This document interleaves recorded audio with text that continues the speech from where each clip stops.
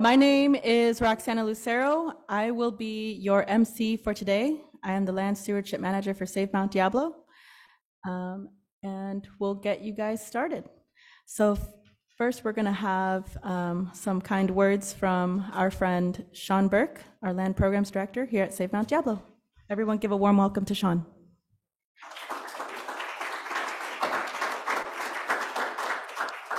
Hello, everybody. Thanks for coming out today. It's our first one of these we've done in person in a couple of years. That's actually my first ever, so really happy everyone's out here today. We're really doing it. It's really happening. So there's many of you in the room. We're also broadcasting on Zoom, so good stuff. This is live and in person and on the internet. So thanks everyone for coming. Just want to give a special thanks to all of our speakers today and basically our partners in this, the Sanderson Foundation, California State Parks, East Bay Regional Park District, and UC Berkeley for allowing us to use the room today. For those of you who this is your first time here, this is my first time here. It's a really cool place. I'm really happy to be able to utilize this place. Go check out the foyer on our break. It's really nice. If anyone needs to use the restroom, there's a restroom 2 lefts out this main doorway. And when we take our intermission, feel free to have a peek at the Pine Creek over summer pool habitat signage on the back there. Jennifer Natali is a PhD candidate for UC Berkeley. She's also one of our grant winners last year, so please have a look at that. It's really awesome information. Without further ado, I'm going to turn the mic over to Seth Adams, our Land Conservation Director, and he's going to give a nice little presentation for us.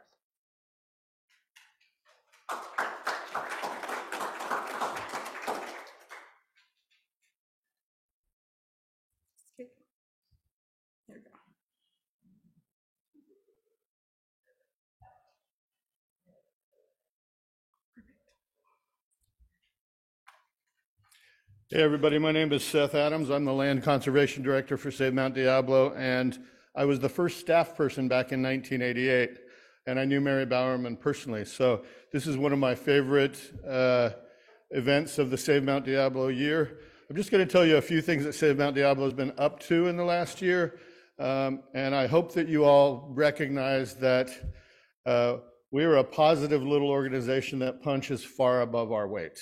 But we're in the process of becoming an organization of statewide significance because we're expanding our geographic boundary down the Diablo Range. I always like to start this presentation with an old historic photo of Mary, a different one every year. And this was on Mount Pinos in May 1928 when she was down at Pasadena Junior College before she moved up to UC Berkeley to pursue her master's. We had a really wonderful announcement. We've rediscovered the Mount Diablo buckwheat on Mount Diablo in 2 different locations, but this past year it was found in a brand new location on one of Save Mount Diablo's properties. So this critically endangered wildflower is edging a little bit back from the brink of extinction. This was our 50th anniversary this past year. We just ended it yesterday, December 7th. So we've been really focusing on the founders and people who've had significant roles in Save Mount Diablo, and it's been, kind of an incredible year. But on to the next 50 years.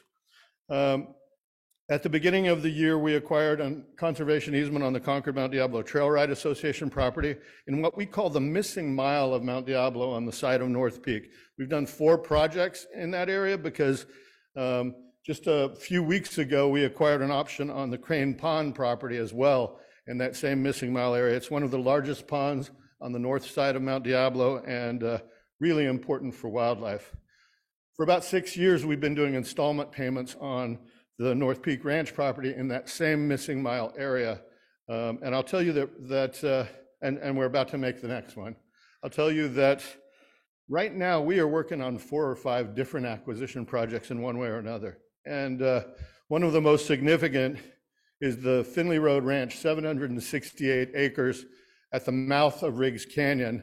We worked for years with the State Parks and East Bay Regional Park District to bridge the gap between the state park across Riggs Canyon to Morgan Territory Regional Preserve. But what was missing was the staging area, the place where people could park and access 50 miles of trails. We're working really hard to break a logjam that's been going on for quite a while, and hopefully in the next few months or this year, we'll transfer the Viera North Peak property, the highest elevation property left in Contra Costa County, to Mount Diablo State Park. We've already started work on the next transfer to Mount Diablo State Park, the upper 720 acres of Curry Canyon Ranch, which is our biggest property. We're pushing legislators in the state to open up Marsh Creek State Park. We worked with Assemblywoman Rebecca Bauer-Kahan to get $1 million in park planning funding to do the designation, the planning for opening up Tesla State Natural Reserve, we're calling it, which had been the proposed expansion of Carnegie Off-Road Vehicle Area, and which we stopped. So that became a new state park last year. We're working on the planning for what kind of state park it will be and opening it up this year. So that'll take a few years, but hopefully we can get Tesla opened sometime before long. This past year, we also opened up our first educational preserve at Mangini Ranch. I could go on literally for an hour or two about all the different things we're working on, from acquisition to land use to stewardship. But one of the ones that I think I particularly love is our 10,000 Trees and Plants project over 10 years as part of our climate action plan to sequester more carbon. So that's just one of many, many stewardship projects we're working on. Something that's near and dear to my heart is expanding the area within which Save Mount Diablo works. And when I was first hired in 1988, the organization focused just on the 2 peaks of Mount Diablo and Mount Diablo State Park, which we had helped grow from about 7,000 acres to about 20,000 acres. But we knew that if Mount Diablo was cut off from the other open spaces surrounding it, what became many different regional parks, for example, city open spaces, that it would lose a lot of its resources and a lot of its distinctiveness. So from the very beginning, I've pushed to expand the geographic area in which Save Mount Diablo works, north of Marsh Creek Road, east of Morgan Territory Road, down the Tassajara Valley. And the Diablo Range program is a big part of that. We all know that in the conservation history of California, the redwoods were an important era of conservation. The Sierra was an important era of conservation. Coast preservation was important. Desert preservation was important.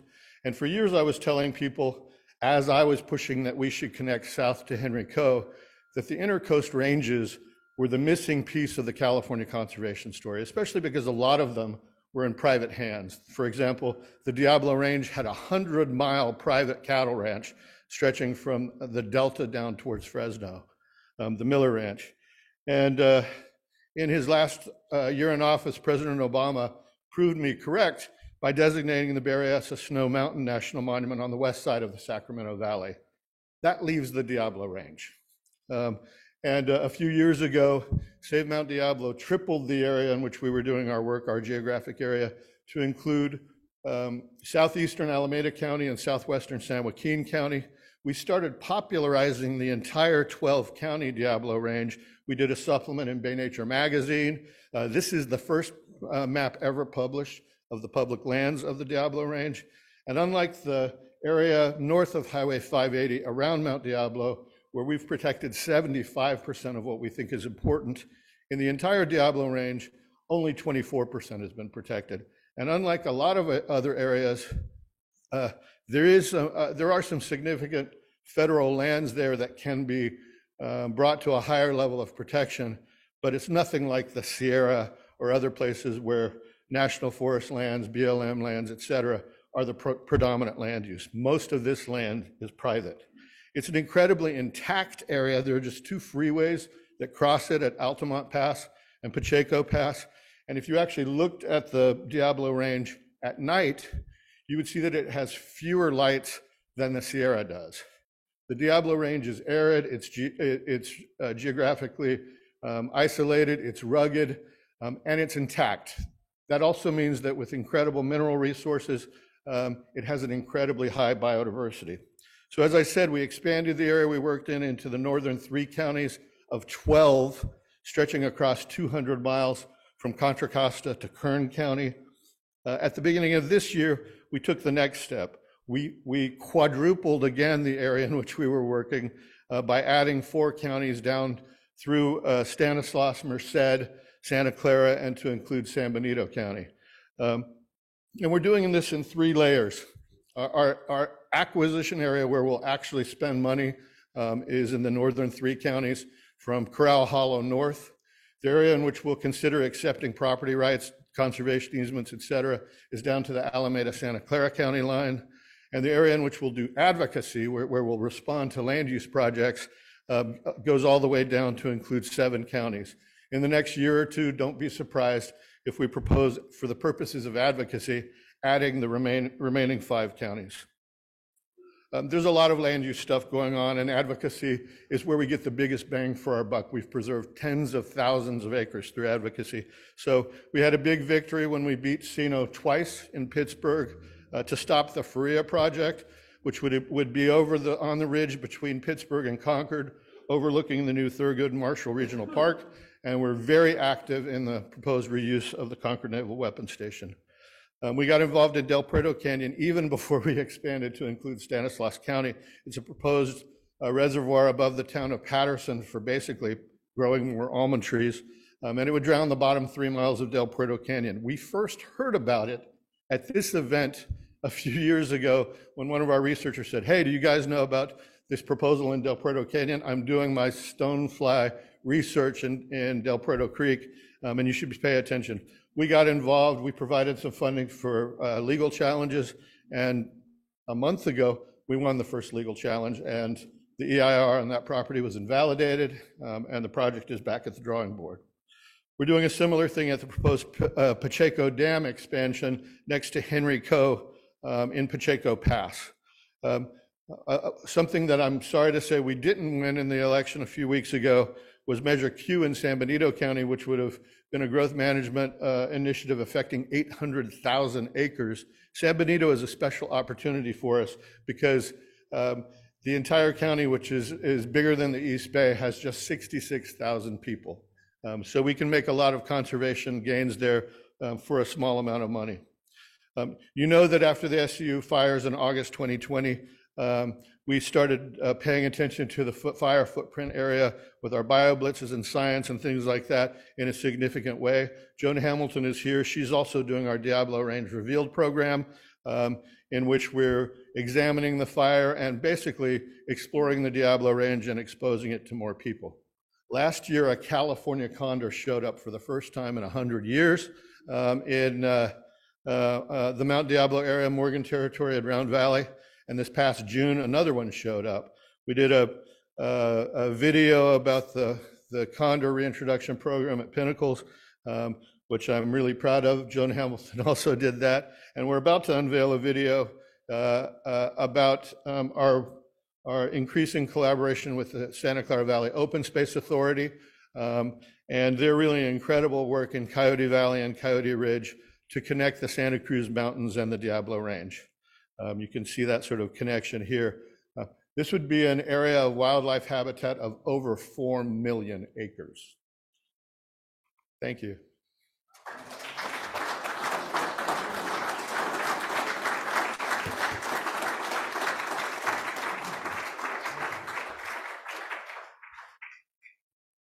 Thank you, Seth. Oh. Thank you, Seth. Next, we'd like to present Sean Burke with his presentation on monarchs on Mount Diablo, what Save Mount Diablo is doing to help monarchs. Everyone give a warm welcome to Sean.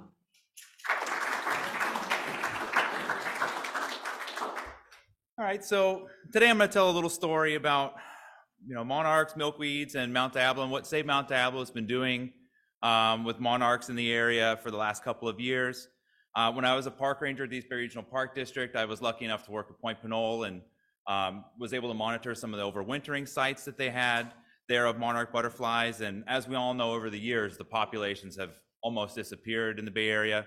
Whenever I was a kid, they were all over the place, and then we had this major die-off, and so it's been kind of this catch-up of how can we help these populations get back on their feet, essentially, or get back into the air, if you will. So this presentation is going to kind of focus on that and what we're doing, and here we go.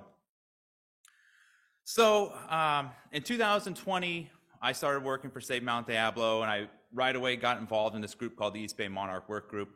And we essentially were a group of individuals from all over Contra Costa County and Alameda County who were trying to figure out what we can do to help influence a positive uprise in populations in the area. So we were seeing, monarchs were coming to people's homes. They were planting milkweeds in their homes. They were doing various different garden projects, and they were starting to get these populations up, and that was a really positive thing.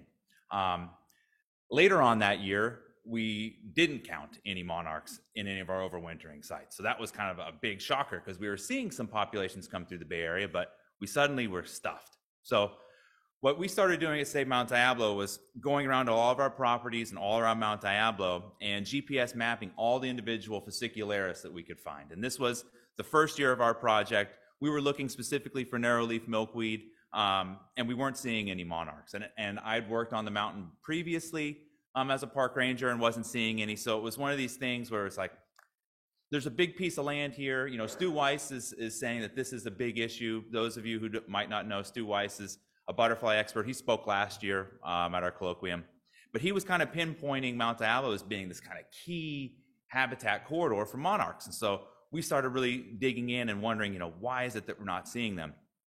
The day after that presentation, I talked with Malcolm about this, and he brought up to me, hey, there's actually this other milkweed plant. There's California milkweed out here, and I've seen that on some of our properties and other places in the mountain. Let's start looking at those areas and seeing what we can do with these populations and see if we can find monarchs. So that's essentially what we did. Malcolm and I met out in the hills last January or February and started walking around. He took me right to where some of these populations of this milkweed was, and I was pretty floored. I'd only seen it in a handful of other places, not on Mount Diablo. So right away, we started getting involved in GPS mapping all of these individual plants and trying to understand exactly where they were, all the different nuances that really surrounded this plant, soil type, slope, aspect, elevation, all these different things, so that we can really understand, where to start looking for these plants and start looking for habitat for monarchs. And within a couple of months, we started seeing monarch caterpillars on some of these milkweeds we started looking at. So we knew at this point, okay, we're kind of on to something. Let's get out into the hills, let's start walking around, let's start getting into these more recondite places so we can really understand where we can find, these populations and start to understand what we can do to help increase these populations in these mountains. So as we basically got out into the hills, we started really getting ourselves kind of dialed into what it was that this plant liked. And we started getting into different aspects of the mountain, and we could see all these different nuances. It likes Cretaceous soils, it likes deep springs, all these different weird nuances that really helps this plant flourish in these areas. And every time we go into these areas where these plants were, we'd see caterpillars on it. So we were pretty psyched about this. We knew we were on to something, and we continued our mapping efforts. Every one of these individuals we'd go out again with the GPS unit, and go from there. And the more populations we would find, we like I said, we kept seeing caterpillars, and it was the coolest thing for all of us to see. But we knew we needed to get some volunteer help because this was going to be something that was a big project. So we started getting into the hills further. We did some mountain bike botany, which is something you don't typically hear about or correlate with. But Mount Diablo is pretty big, and if you want to see a big place in a short amount of time, you got to get around quickly. So we got out into the hills on mountain bikes and looked for individuals. We started trekking through the hills with other volunteers and marking these plants. And once we started to understand where these plants were, where the higher population centers were, we thought to ourselves, okay, we got to start collecting seeds for these areas, and we got to start propagating these plants. So we used these little Organica bags, and we would bag the fruits on these plants when they were ripe enough. And essentially, whenever these fruits are ripe, they'd open up, and we'd catch all the seeds for 5 to 10% of these plants on these populations whenever we were out in the hills. And we did this with a number of different volunteer groups or student groups. This is a particular group from Pittsburgh, and they came out one day and helped us with bagging seeds in the hills. And it was a really great day for us to get out and teach some of these students who've never even been to Mount Diablo. Some of them had never known Mount Diablo even existed. And it was great to get out and say, hey, check out this symbiotic relationship between Mount Diablo, plants, animals, and human interaction with it. So really cool project. It was really great to get them involved. This is a couple images of what some of these fruits look like in these bags, and some of them are pretty good size. You know, they're about the size of a pear. And we started getting more and more seeds. We collected something around 5 to 10 pounds of seeds. So what do we do with all the seed, right? Like, we have all these different little seeds. Who are we going to bring them to? I don't know if any of you have heard of the Watershed Nursery out of Richmond, but they're kind of like the best place on earth for doing restoration plantings. They have all these incredible protocols involved to make sure your plants are Phytophthora free.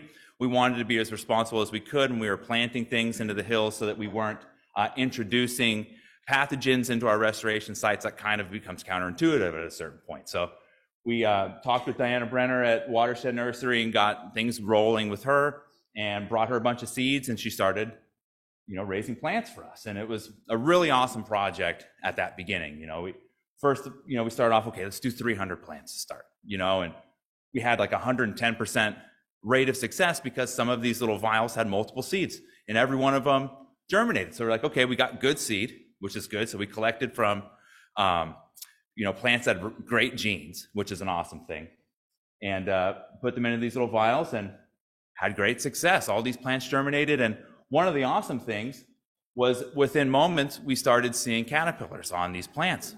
So right away, it's like, okay, like just keep following the positivity. You know, something really good is happening here. We're seeing caterpillars on these plants. How the heck are these plants or these monarchs finding these plants so quickly? And it was essentially the monarchs flocked to all these plants, started laying eggs on these plants. We started getting caterpillars on them. So pretty awesome project. All in all, we ended up getting 295 plants for our restoration projects in the future here that we'll be doing in the coming years. So what do you do then with all this information? We started looking at all of our different properties individually, where we found populations of these plants and similarities in the landscape where we can utilize the landscape as an area to do propagations for restoration for the strengthening of these wildlife corridors and to invite monarchs into the area to continue to lay eggs and get more caterpillars and get their numbers up. So pretty cool stuff. And we have this like master plan map of where we found, you know, fascicularis, all the individuals that we've mapped, all the Asclepias californica that we mapped. And one of the cool things we ended up finding too was Plantago erecta, which is dwarf plantain, which is actually a plant that the Bay checker spot butterfly is really interested in. So we kind of found more information that we even set out to do, just getting around to the hills, hiking around and looking for ways to strengthen these corridors. So pretty cool stuff. And, you know, in the end, this is really what we want to see. You know, it's just more of these milkweeds on Mount Diablo with more caterpillars munching away on them, turning, you know, going through their metamorphosis and, you know, getting their numbers up, getting back to what we all remember as normal from years ago, where you'd see thousands, tens of thousands of monarchs in the mountains. So pretty cool stuff. Is this going to go? What's going on here? Here we go. Here's a cool little video I took to close it off of one of them just munching away at it. It's a fun little video. There's like a little typewriter. You know, I used to love just to sit there and just watch him. It's like, wow, how cool is this? You can hear him just munching away on it. It's like, what an expert, right? So that's it. Thank you.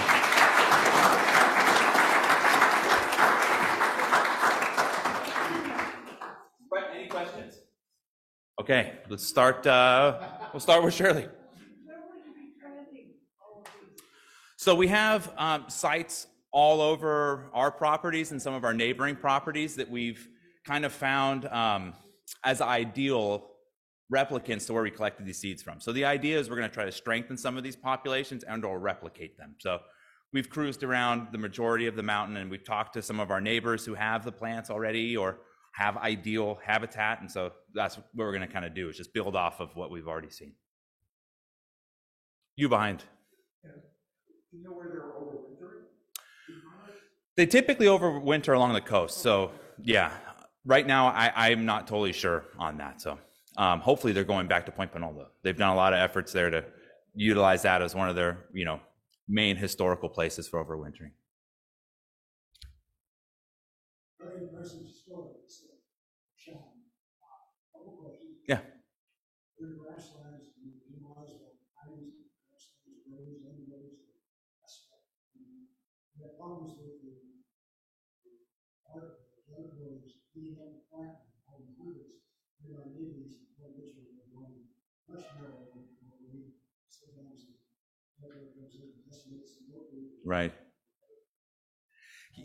Yeah, so the interesting thing is we've seen populations in areas that have been grazed and those that haven't, and really it comes down to the soil type. And it might also be, attributed to the drought too, because there's not as much invasive grasses that are coming up. There's not as much water for the invasives to suck down. We've really found that that's been a helpful thing for us with our tree protecting projects. The natives actually are doing a lot better in the drought than you might think, for the most part. Not 100% over, but as far as germination is concerned, it's easier for them to outcompete these invasive grasses because they've evolved to handle these droughts. So, yeah. Does Watershed Nursery still have some plants for sale to the public? Watershed does have plants. None of the plants that we raised, but they do have other seeds. Watershed has a variety of native plants. They're definitely the go-to for doing restoration planting. Did you keep track of how many caterpillars were able to emerge with butterflies from your nursery plants? On the nursery plants, no, and the caterpillars are actually going to stay at the nursery. So that's one of the things too. It's like we see them utilizing our plants for food, and then some of them are going into metamorphosis. But that is one of the cruxes that I was joking with Diana about. It's like, sweet, there's caterpillars. Can we bring them out with us? And you can't.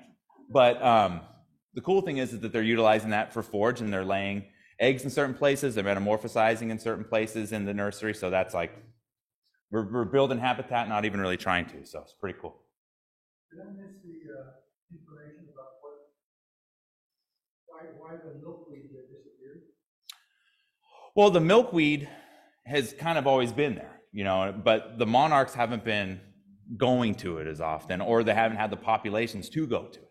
So the California milkweed it's kind of a rarer plant on Mount Diablo that we've found. There's definitely far more fascicularis that we found per capita than the California, but it definitely seems like the butterflies are wanting to utilize that more.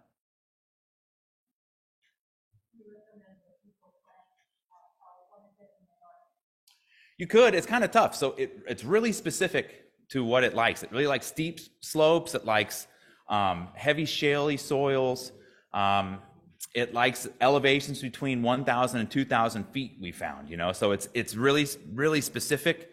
If you have all those, attributes in line, go for it, Or I've wondered also about doing experiments like building up mounds with similar soils to see if that works. But yeah. Very Malcolm. quickly, I was fortunate to be able to obtain some of the plants that, that were growing. And in Moraga, I planted 3 of them up on a steep slope in very rocky, gravelly soils, well drained. Those plants look really good. 2 I put down closer towards the bottom of the hill in a clay soil, and they haven't been in the ground long, but they don't look good. So I don't know if that's the indication or not, if that better drainage, more porous soil is better for it. This is California. And this is California. Fascicularis grows like a weed. Sometimes it takes a couple of years before they really shoot up strong. Have you grown some? Well, different types of milkweed, not that. No, but that's in general. takes a while. Thank you. Okay, so we don't have any more time for questions. Thank you. You can find Sean during the breaks or afterwards if you have more questions that you would like to ask, or any of our presenters as well. Next, I'd like to welcome Kathy Cutting and Derek Emmons with their presentation on honoring the land's past and stewarding its future. Everyone give a warm welcome. Thank you. Good morning, everybody. Happy to see everybody in person. This is really nice. I've presented a couple of years on Zoom. This feels better. Okay, and yet I'm still nervous. So I'm Kathy Cutting. I'm the Galindo Creek Field Station Coordinator at Cal State East Bay on the Concord campus. And with me is Derek Emmons, Agriculture Conservation Coordinator at the Contra Costa Resource Conservation District.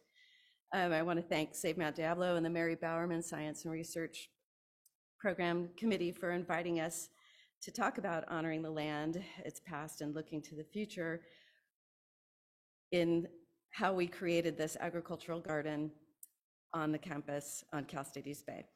We're going to talk about how it was conceived, who's involved, what we've accomplished, and why it's so important.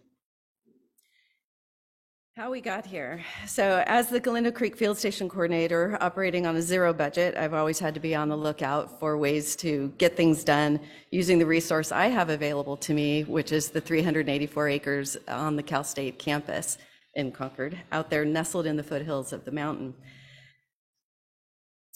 Along the way, I've connected with the Resource Conservation District, or the RCD. If you're not aware of this organization, please look them up. They're super helpful for people like me.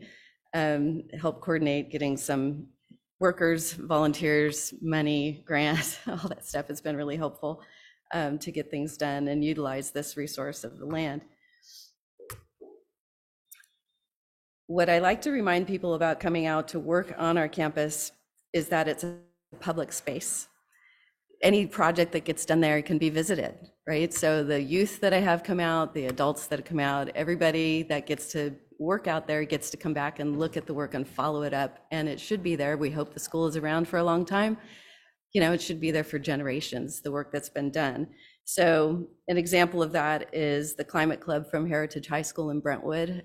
They brought us hundreds of oak tree seedlings, and with the help of the RCD and their staff of muscle, we were able to dig lots of holes and get those trees planted. And those kids get to come back and bring their family back and hopefully show their kids and grandkids the oak trees that they planted someday. So it's a very cool feeling to know that we're doing good work and it's still accessible. It's not miles to hike, it's right there. In 2020, Derek and I met to discuss an urban agriculture grant being offered by the National Association of Conservation Districts. We were able to come up with a vision which would bring the university an opportunity for a long-term program, which will benefit not only our university, but the wider community as well. Derek drafted an excellent grant proposal, and as a result, we were awarded a $50,000 planning grant in the spring of 2021. Here's a brief description of that grant proposal. This project is meant to be a groundbreaking step in the ongoing process of connecting the campus community with the surrounding natural and cultural resources.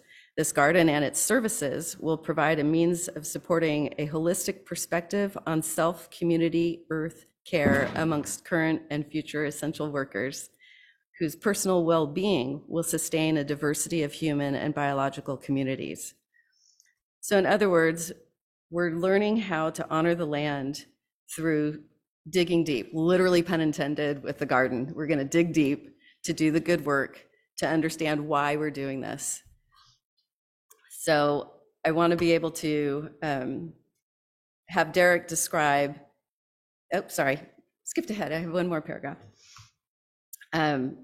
What we did was find people to work with us as stakeholders who could help develop the vision of what it means to honor the land and look towards the future. So as the planning grant went on, it took us about a year. We grew this team to include Sean Burke from Save Mount Diablo, Karen Maggio and her community garden team from UC Master Gardeners, Betty Felton, chair of the advisory board of Osher Lifelong Learning Institute at the Concord campus, Vincent Medina and Louis Trevino, founders of Cafe Aloni, and the CCRCD's Derek Emmons and executive director Chris Lim, Cal State East Bay ethnobotany professor Enrique Salmon, and the campus's executive director, Dr. Robert Phelps. Then the real work began. So I'll let Derek explain more. Okay, you go. Yep. Can you all hear me okay?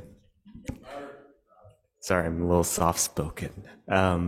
Thank you everyone for having us today, and thank you Kathy for that great overview of our work thus far and the NACD grant.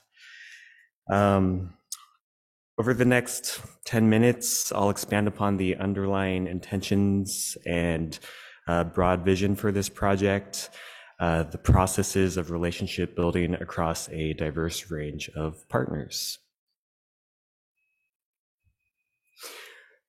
So we started with a focus of collective well-being, which highlights interconnections and mutualisms between human society and ecological functions. We envisioned an adaptive garden space for students, staff, the general public, and our greater biological communities to have access to holistic sustenance, physical, mental, emotional, and more. This would include the cultivation of culturally relevant produce and herbs that could amend the school's food pantry, and the establishment of gathering spaces for outdoor education and rest. Are there any anthropologists, sociologists, or geographers in the house?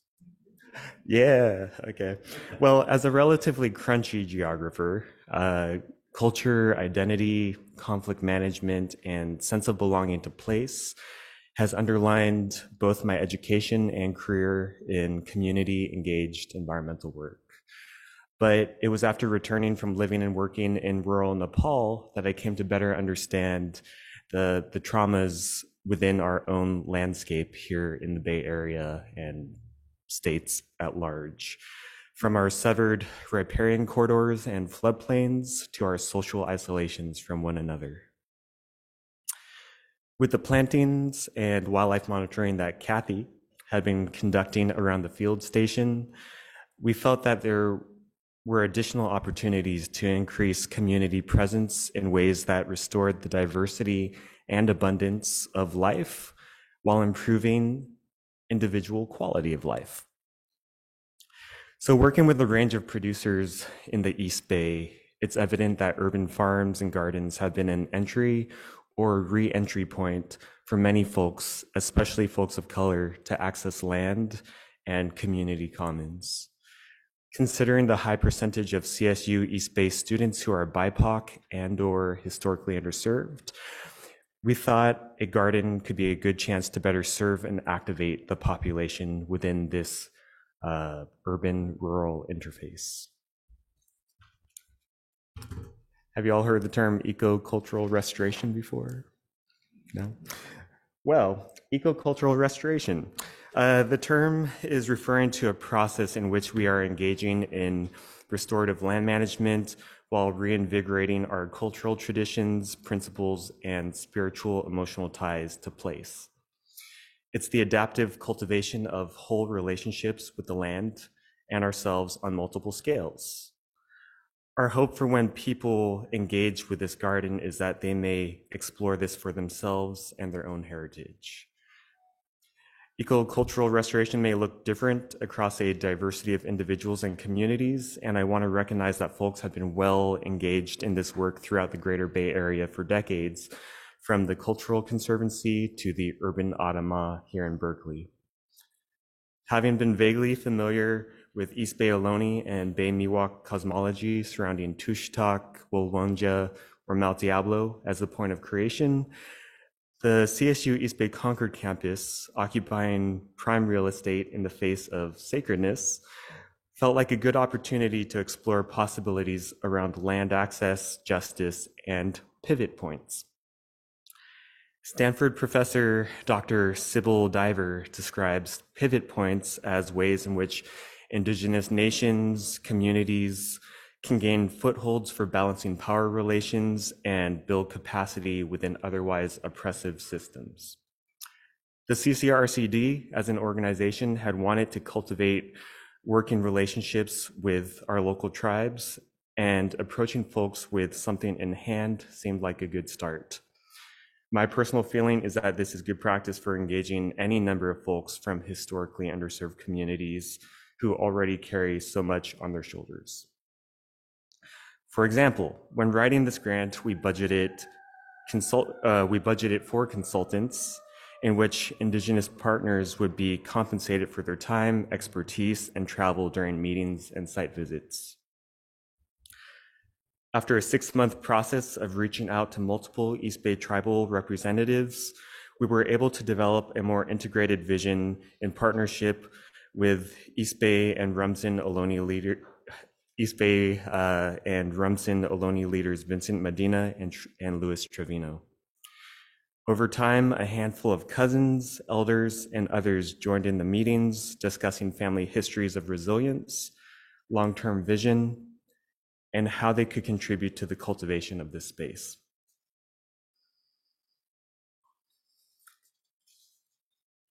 So, 4 minutes. So working in process. Serving as a liaison within and between a range of communities has been a work in process. Adrienne Marie Brown emphasizes the importance of how we engage with one another rather than solely focusing on the outcome, to listen, reflect, and connect, not necessarily in that order. This may involve acknowledging and observing the work that folks are already doing, aim for an understanding of how they've come to where they are, conduct needs assessments, and have open dialogues about collective goals, even in the midst of conflict and missteps. This also demands a recognition of self in this work, of positionality, bias, and accountability. For anyone who has conducted ethnographic research, positionality is an identification of the adapting power, erasures, coercions that we as researchers can experience within different social spaces. This shapes how we relate to one another, shapes what we see, and the meaning we draw from our observations. So recognizing these messy intersections enables us to do this work more responsibly. Identifying boundaries are important. Trust must be mutually earned, and not all cultural knowledge should be shared. So within this work of relationship and trust building, especially with folks who have been or are currently systemically oppressed, accountability is not just aiming for good, but being mindful of preventing harms. What's at stake for not holding myself and others accountable in practice is that it causes people to be tokenized, trivializes struggle, and undermines pathways towards meaningful change. I want to make a disclaimer that even when working with justice, equity, diversity, inclusion, or JEDI, as foundational principles, I am constantly learning as I go. Moving at the speed of trust does not necessarily mean moving at the speed of grants. For example, cultural protocols of getting input and consensus from tribal elders meant allocating time and cultivating patience in order to honor group cooperation. This was a reminder to engage in similar processes with all the stakeholders in this grant, and a reminder for me to keep this going in my own family as well. So these pauses allowed us to take needed moments to remember why we are doing what we are doing, why this garden matters, and why our connection to this landscape matters. Collective stewardship provides the conditions in which we see the positive changes that our own behavior has on the diversity and abundance of life around us. Working with a framework of JEDI demands accessibility for those who have been historically barred from these opportunities, and recognizing the ways in which our own histories and cultures tie us to place reinforce a movement towards whole relationships with the land and one another. And with that, I'll pass it back to Kathy. Okay, I'll try to stay on script. Why this is so important. Habitat restoration, cultural restoration, collaboration, conservation, preservations, and resilience. All of these things are made possible through this one garden, this one act. We have already noticed an increase in activity from our animal, bird, and insect communities. I've even had to mount a couple more cameras to see who's munching on my plants that we just put in. The excitement I've seen from students that have had the opportunity to participate in this project reminds me there are so many people who don't know anything about our environment or why they should care. We look forward to providing programming such as holding university classes in this garden, inviting outside groups to participate in this garden and have access to this space. We have an excellent opportunity to offer people the opportunity to gain an understanding, dig deep, do the work to get in touch with their roots, all these metaphors, culturally, physically, all that. This one action of creating a garden is honoring the land and all who inhabit it, who have for thousands of years, who will hopefully for the future thousands of years, hundreds of thousands. All of this is the basic foundation on which this garden is established, and we look forward to seeing you all there. Thank you.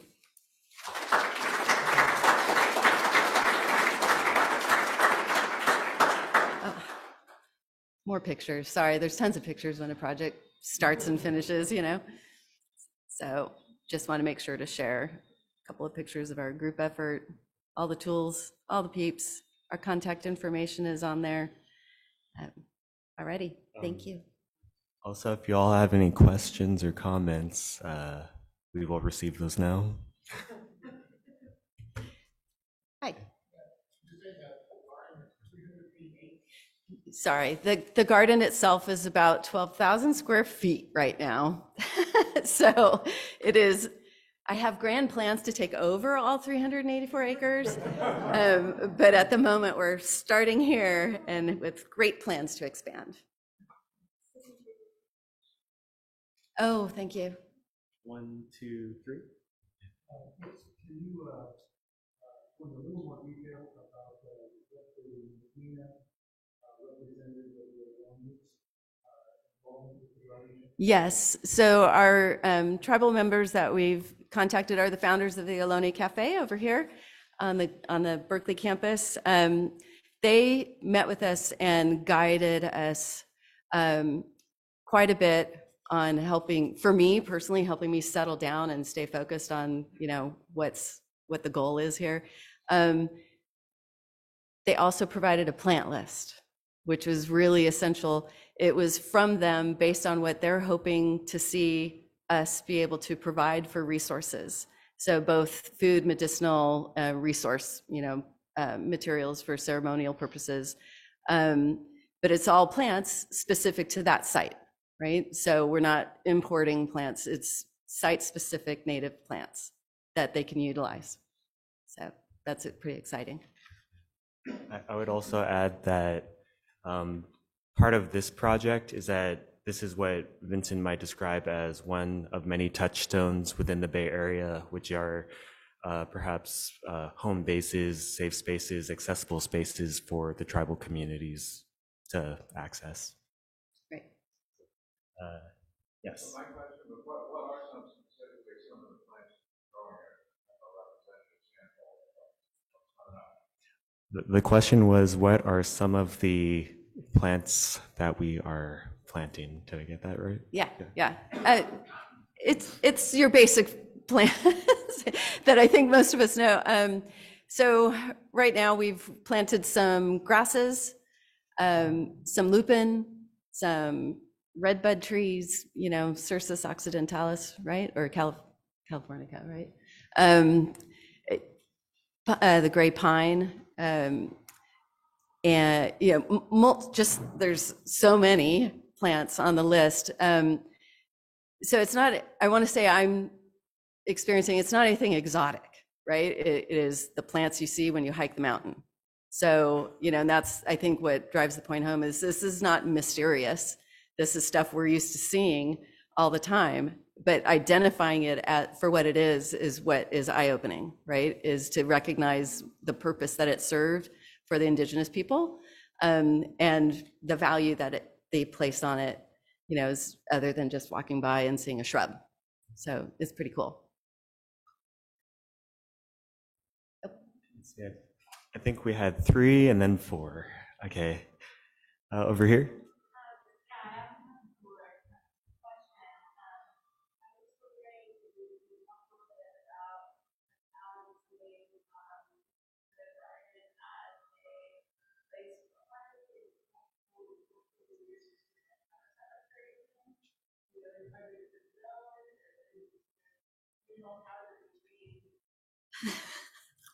All great questions. So as opposed to being, let's say, a glorified botanical garden, I think the intention is very much like the harvesting and the tending of these plants, and eventually the integration of like more intensive food production as well. You so right now with the small amount of plants that we got in the ground, that's just acting as the mother plants for more propagation, and hopefully in partnership with others close by, Sean, that we might be able to propagate more local genotypes of, of food and medicine plants as well. We need to be done. Okay. Is that last one? We're getting cut off. Thank you, everybody. Where are you sourcing materials from? Where's your plant material coming from? Watershed Nursery. Yeah, the plant material has Watershed Nursery, Native Here Nursery, Creek. So wherever we can find, that's the other part, is these aren't all available, right? So every plant on the list wasn't available at a nursery. So we're going to have to take years to collect seeds, propagate. You're only trying to source or directly from the mountain. Okay, thank you.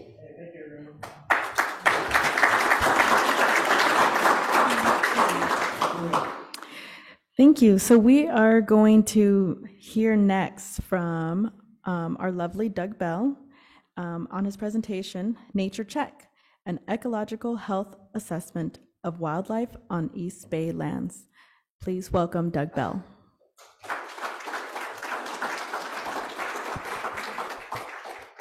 Thank you very much, and good morning, everybody. This is going to be fun. Good morning to you all who are watching, folks that are watching also virtually. So today we're going to be talking about Nature Check, which is really an effort that looks at the ecological health of the East Bay. And in this talk, I'm going to talk about the sort of the method behind it, what it means, some of the processes about how we developed it, and then give you some examples based on some of the animals we looked at, not all of the animals we looked at.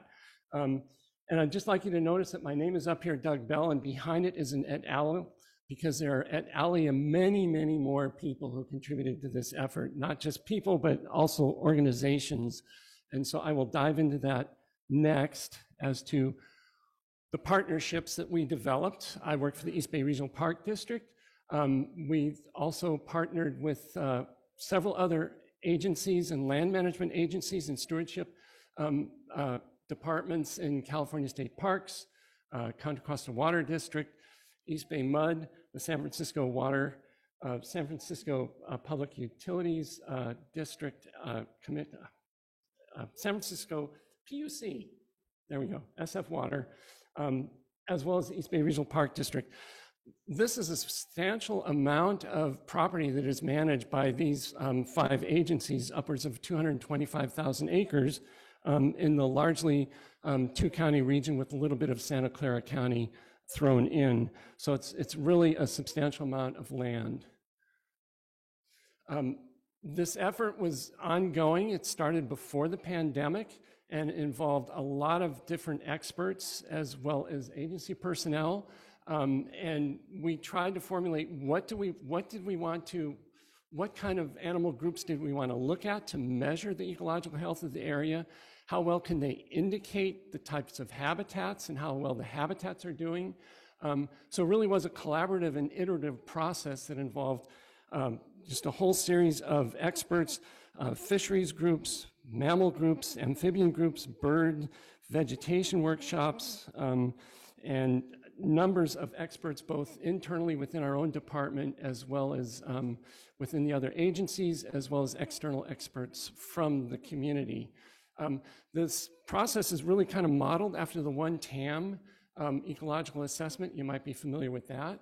And really, it boils down to the initiation of this is the brainchild of Becky Tuden, our own ecological services coordinator, who is here in the audience. So she was really the first mover and shaker that got us off the ground with this. All right, so what is an ecological health assessment? What we were trying to do was essentially use the most current existing data and the best professional judgment of that data to come up with a baseline measurement of how of the ecological health of the East Bay. This baseline, it's quantitative, it's science-based, and it's very peer-reviewed. We also anticipated conducting it on a landscape-wide scale, again, the 225,000 acres, to really get a big picture of what's going on. So that's kind of the distillation of the main thrusts of it, but it also gives us an opportunity to see where we have data gaps for some of the organisms that we are looking at. But rolling all this information together, the intent is it will help us inform our future management decisions as we go into the future. And while all of this is going on before the pandemic and during the pandemic, outside of our local regional area, other things were moving and shaking elsewhere, such as in California. Governor Newsom came up with his executive order, 30 by 30 in California. That's come online. One of its main goals is to assess biodiversity in California. And of course, that's what we're trying to do in our region too. So it's a really dovetails nicely with that. And then on a global network, global biodiversity has risen to the top. People are really trying to drill down on how biodiversity is doing throughout the world. So what is the landscape of our area of focus? I mentioned it was the mostly the two-county area with a little bit of Santa Clara County thrown in. We divided it up into three main ecoregions: the East Bay Hills region, behind Oakland, Berkeley, down to Fremont, the Mount Hamilton region, the southern counties areas, and the east counties areas of Mount Diablo, the three main regions. And within these, all the different colors correspond to the land agencies. So here's Mount Diablo State Park, Contra Costa Water, San Francisco Water down here, and East Bay Parks, the green throughout. Again, that's that 225,000 acres of really spectacular habitat, and we really want to get a handle on how things look moving forward. So how can we measure this health? We used indicators, and that is organisms that we felt would give us a good sense of how the habitat is doing. In other words, it would be representative of ecological health. It also told us, the types of data that we might have had available for us to assess these various indicators. So again, the groups were fish, amphibians. Back up a little bit. Back up a little further. I seem to be going, there we go, thank you. Sorry about that.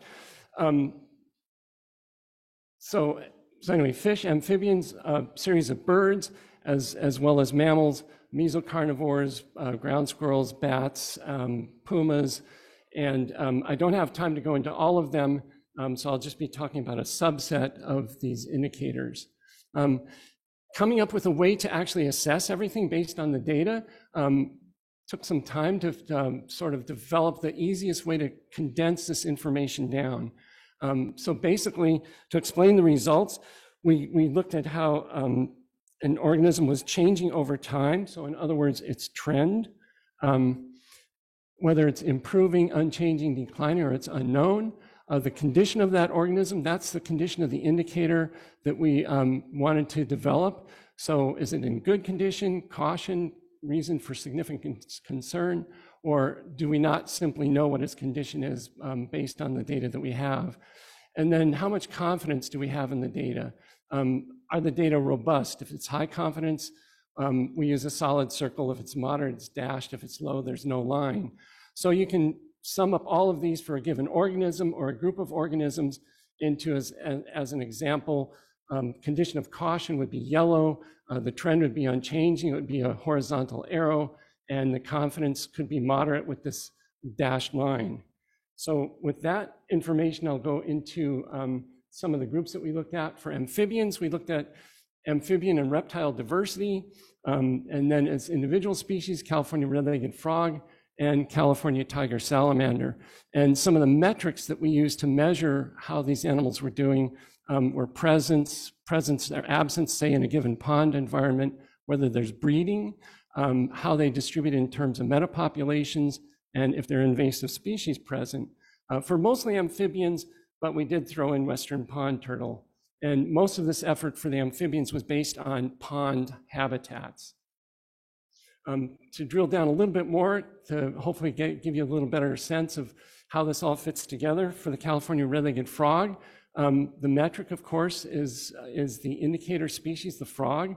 And we wanted to look at the threshold. So when the metric changes condition, that would be a concern, right? So the condition could very well be good. So that's what we would ideally have. But if there's a caution situation, so say if the condition is good, all of our ponds are occupied, right? If there's caution, maybe only we're down like 80% of our ponds are occupied, and significant concern would be even lower percentage of ponds occupied.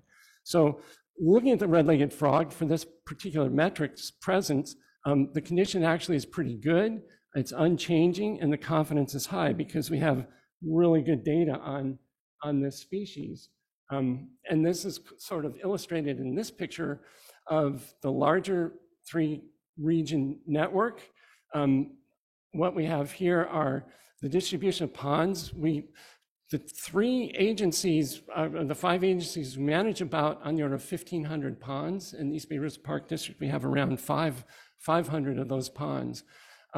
So each pond then is a good population point, as it were, and sort of folding it into the metapopulation network. How close are these ponds to one another?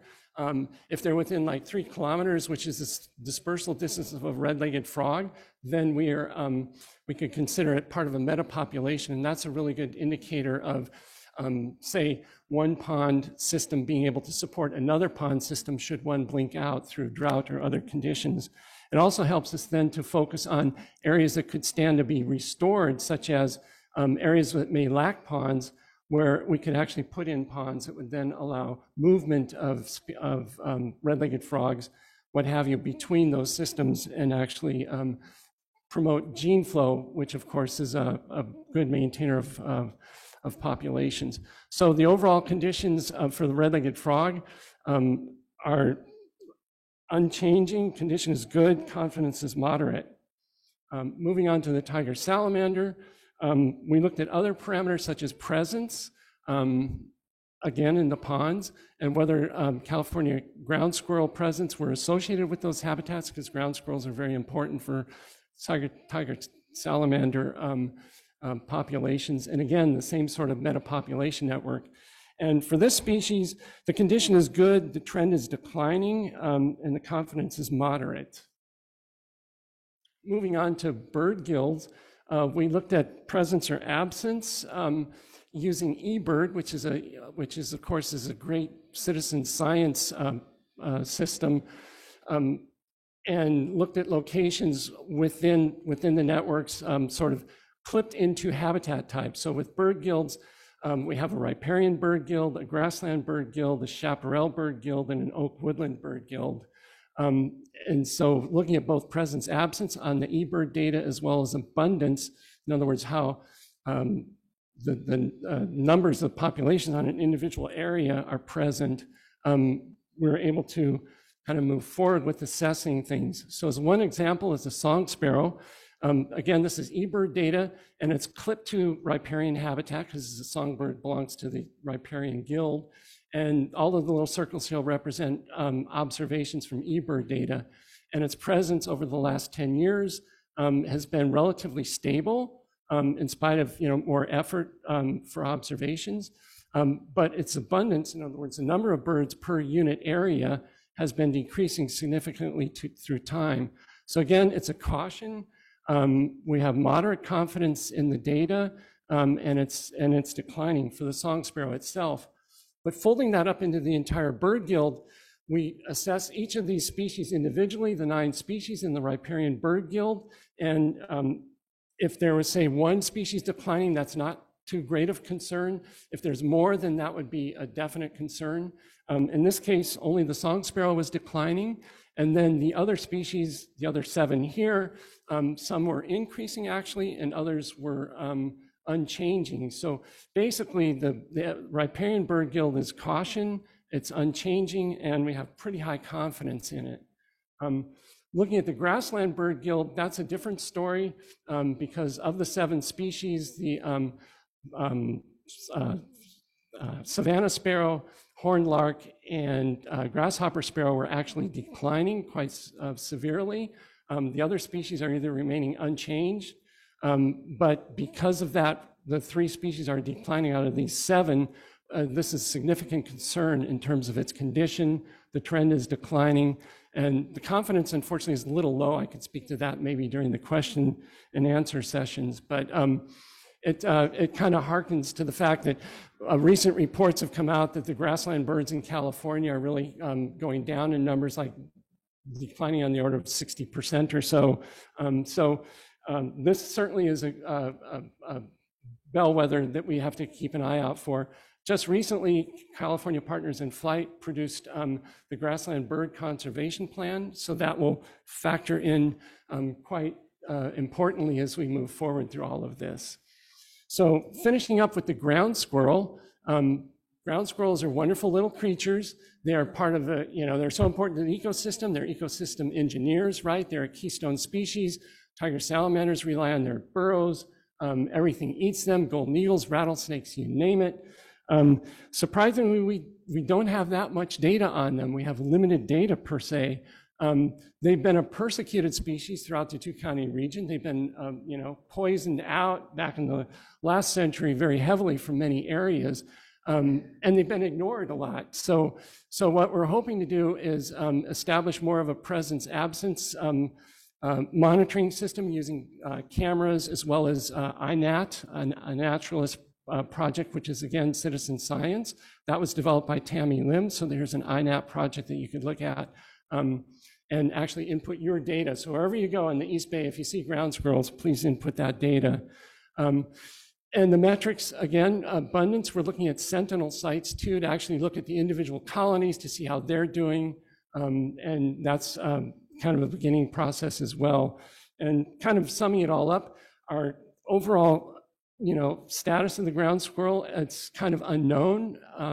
The condition appears to be good, but we have very low confidence in the data. But hopefully as we collect more data, our confidence will go up with that. So moving forward, all this information is allowing us to assess what we need to continue to collect for data collection. It's also allowing us to, embark on areas of adaptive management, where a recent study has come out, for instance, that ectotherms are very subjective to, of course, climate change, and they have an optimal physiological temperature regimen that 1 degree centigrade causes a 7% increase in metabolic rate. But outside of that optimum, every degree centigrade increases the metabolic rate 100%, and that then leads into lethality. So looking at climate change and how that can be adapted and how we can potentially avoid some of those amphibian crashes moving forward. Data gaps too.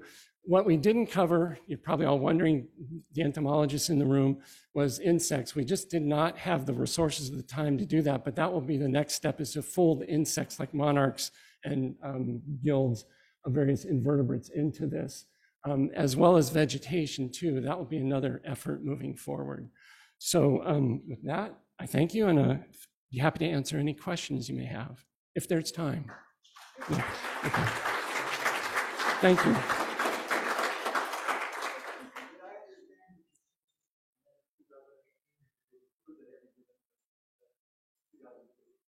I'm sorry for most of them ran from the 2010 to 2020 timeframe. So it was a 10-year period. So that helped establish the baseline of what the condition is. Yeah, I'm sorry. So the question was, what was the time frame for the census for all of this? And that was basically 2010 to 2020. Yeah.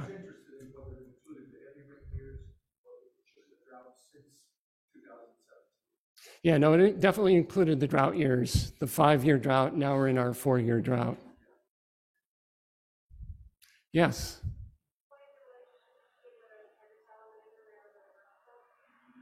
Oh, the relationship between tiger salamanders and ground squirrels?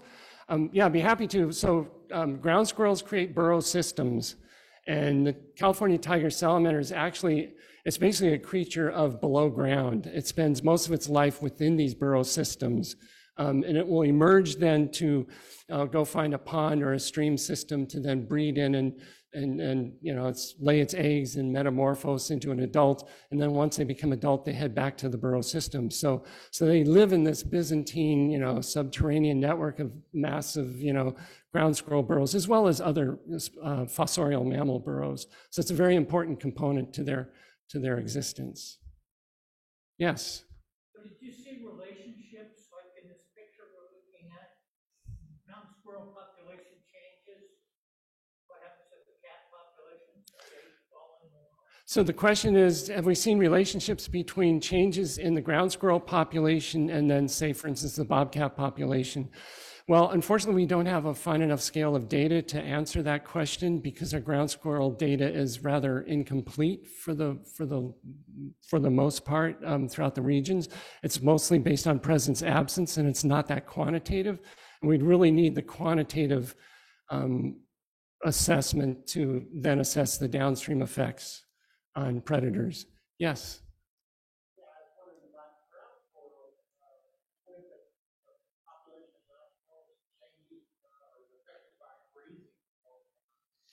So the question is, are ground squirrel populations affected by grazing? The short answer is yes. And in fact, if you don't have grazing, you don't have ground squirrels. It's a real key point in that the grazing animals that are out there, they maintain, ideally they maintain the, you know, the grasslands at a low enough level. Ground squirrels are visual animals. They love to see what's going on around them. They want to see the golden eagle coming in. They want to see the coyote sneaking up on them. So they actually like grazed habitats. And at Vasco Caves, we've done a lot of work looking at grazing and how that affects ground squirrels. And we've seen colony collapse where in those plots where we've not grazed for a period of 5, 6, 8, 10 years. Eventually there's too much thatch, and then the ground squirrels just vacate the area. All right, thank you very much.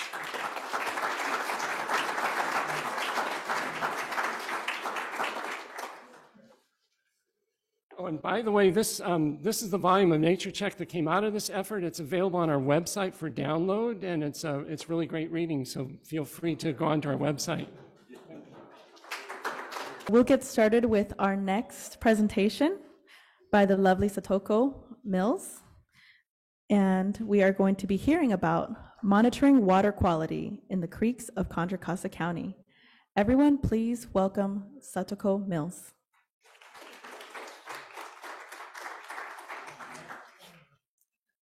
Good morning, everyone. My name is Satoko Mills. I'm an environmental monitoring and restoration coordinator with the Watershed Project. And thanks very much to Save Mount Diablo to having me and for this really great opportunity. I'm really excited to presenting my presentation and listening to all other topics. All topics looks really good and really happy to hear. Thanks very much. Sorry, I'm still super nervous. The Watershed Project monitors creeks throughout the Contra Costa County, and today I'd like to talk about, doesn't work, maybe here, okay, which one? 4 topics about the Watershed Project and where do we monitor water quality and how do we monitor water quality and how do we share our data. So let's talk about, it doesn't change, can you help me? It doesn't work.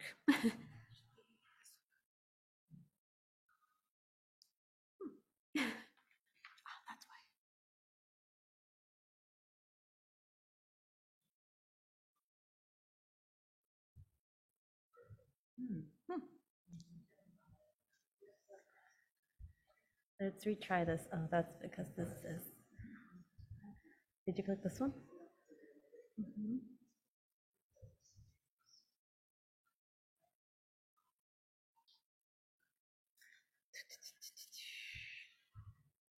Because I had to cancel his. We're getting there.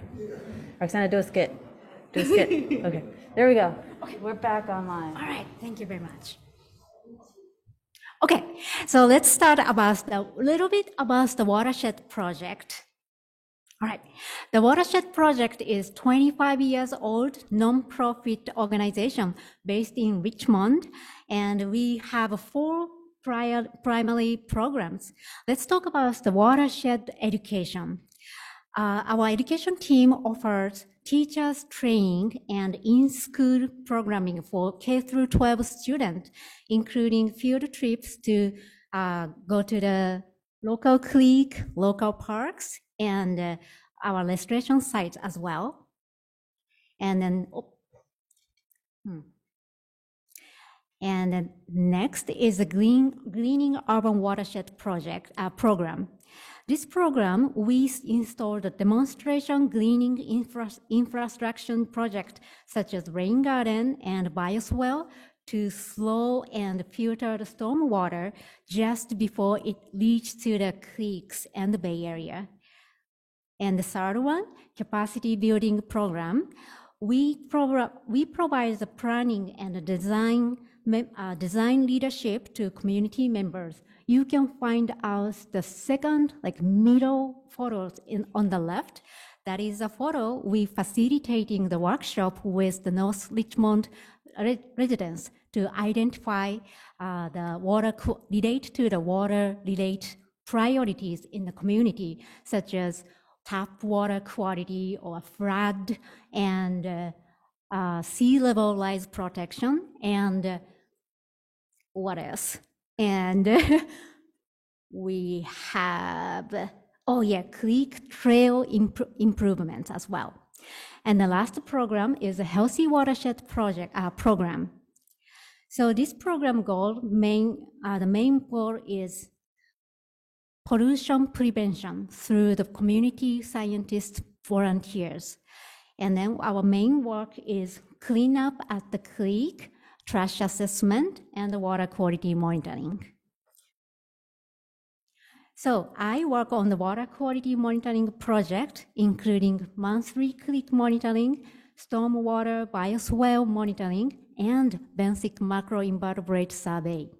So today I would like to talk about the monthly creek monitoring, especially around the Marsh Creek area. So before I go to the next topic, let me explain why we monitor the creeks. So the Watershed Project have a mission to inspire San Francisco Bay Area communities to understand, appreciate, and protect our local watershed. And then let's reflect these 3 keywords and then why we monitor the creek. So the understanding. Monitoring creeks gives us information about the health of creek, what impacts to the health, and what we can improve it. Appreciation. So gathering the community members, group, or student, whoever interested in that, so we can do the community science, and then we can know about this is a way of connecting them to the creek and valuing them as asset, and protect, collecting and sharing our data about the creek could be a way inspiring action, advocacy, and policy to improve the health of our creeks. So for these reasons, we are trying to monitoring the creeks. So let's go to the next topic. Where do we monitor the water quality? So here is the East Bay map, and the green colored area is the Contra Costa County. The Watershed Project starting the monitoring from 2018, and we are the contractor of the Contra Costa County, so we focusing on the creeks inside of the Contra Costa County. So here's the map. You can find us the blue marks. These marks are the actual monitoring sites. And you can also find out the creek's name on the red stickers. So we monitored 38 sites in the 9 creeks throughout the Contra Costa County. And then myself and our water quality technician and volunteers and partner groups everybody using the same protocol. So we trained everyone to the same protocol that allow us to compare the data with other creeks. And let's zoom into the Marsh Creek area. So if you are familiar around this area, you can find out the left side, you can find out the Mount Diablo. And you can find out the white line, which is the Marsh Creek Lode. We have 5 sites as a total, and 4 sites along to the Marsh Creek, which is parallel with the Marsh Creek Lode, and 1 site is in the Curry. It is a tributary of the Marsh Creek, which is called Curry Creek. And then I can switch to the Contra Costa Watershed Atlas map. You can find us all the blue lines. These are the all water pathway. So this area has a lot of water pathway connecting together and ultimately drain to the Bay Area. So how do we monitor water quality? Method. We following the protocol found in the California Water Board SWAMP program. They have a Clean Water Team Guidance Compendium for the watershed and watershed monitoring and assessment. So we train all volunteers and supporters for this program with this method. So again, the same methods allow us to align the data and compare the data with other creeks. And the data sheet, we also bring the same data sheet format, and it has a 3 sections: general information and all observation and measurement. Actually, the observation is one of the important part of the monitoring. Water quality is really impacted by the weather or surrounding other item. So, for example, the vegetation changing the flow, and algae is the indicator excess nutrients, and the substrate of the bottom of the creek. Also, we can find out whether it is a good habitat for the bugs or not. And also, whether rain causes the low conductivity, but runoff makes a high turbidity and also bringing a lot of pollutant as well. So these are the really great, we observed everything surrounding creeks as well. And then finally, we measured water quality by meters. So our meters, looks like this. And we measured 6 parameters. And our main meter is the left side of the photo. It is a YSI Pro DSS. It has 4 sensors to measure the 5 parameters. On the right side, you can find out the pH meter. This is really simple and really easy handheld meter. And this is a calibration sheet. The calibration is really important as well. We calibrate all the meters before and after field work so that we can check the accuracy of the meters every time. So right now, we have already know where we monitored and how we monitored. So let's move on to the next topic. How do we share our data? We share the data on the CDEN, which is the California Environmental Data Exchange Network, and our website. So the CDEN is the public data sharing platform. So I'd like to talk about this one as well, but not really about time. So let's move to our website. When you go to our website, you can jump into the app which called Water Quality in Contra Costa County, and it looks like this page. And when you go down, scroll down, you can find the interactive map and creek's name on the left. So let's focusing on choosing the Marsh Creek today. And then you can find selecting the sampling sites on the right, and then you can find out the graph. So this is the temperature at the Marsh Creek area. So the graph is really simple. so the horizontal line is the date that we monitored, and vertical line is the temperature. And then every line has a different color. So the different color means the different sites around the Marsh Creek. And you can find out the red dash on the above and the pink zone. So the pink zone is above the threshold. We set up the threshold is the standards set by the California Water Board or US EPS. So take a look at this temperature graph. You can find out every data points are below 24 Celsius, which is good range. So let's take a look about the pH. pH is also all the data points is between the 6.5 to 8.5, which is a good range. So I cannot find any issue or potential issue in the Marsh Creek. So let's see the dissolved oxygen. You can find out the some of the data points are below 5 milligram per liter, which is really low dissolved oxygen, and it is hard for the aquatic organisms and fish to breathe in the water. But when you take a look at the 2021 or 2022 data, still looks like above the 5 milligram a liter. So maybe it should be okay right now. And what about the specific conductivity? You can find out the most data points are above the threshold, which is 500 microsiemens per centimeter. It is really high.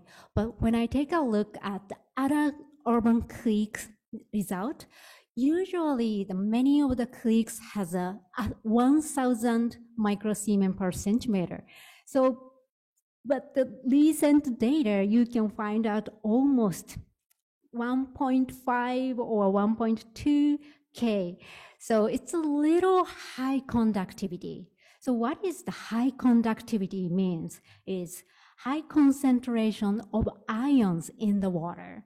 So what is the high concentration of the ions comes from? So ions in the water comes from the minerals such as calcium or magnesium, or just a heavy metal, which is like copper or zinc or lead or anything, and nutrients, which is nitrate and phosphate. So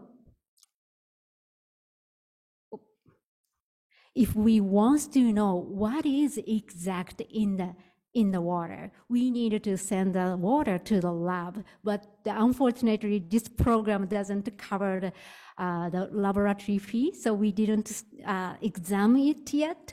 But we measured nitrate, so one of the high concentration material of the high concentration of conductivity. So let's take a look at the nitrate. So you can find out most data points are above the threshold, which is 0.5 milligram per liter. So we can find out the Marsh Creek has really high nitrate. And the nitrate is usually come from the agricultural runoff, which is fertilizer, and also animal manure brings high nitrate. And if you are familiar around the Marsh Creek, upper Marsh Creek area, we can find lots of range, livestock, and wildlife as well. So they might impact the high nitrate as well. So these are our monitoring and the result, our monitoring result and the research result from 4 years of a period. So what we can do by using this data sharing, share our data on the website, public platform, and a newsletter, and we hope it will help decision makers or policy makers and researchers. And the data helps some community, some local community as well. So I was asked at a local community member, they have the restoration project, which is tree planting. So that they are wondering which area is high temperature creek.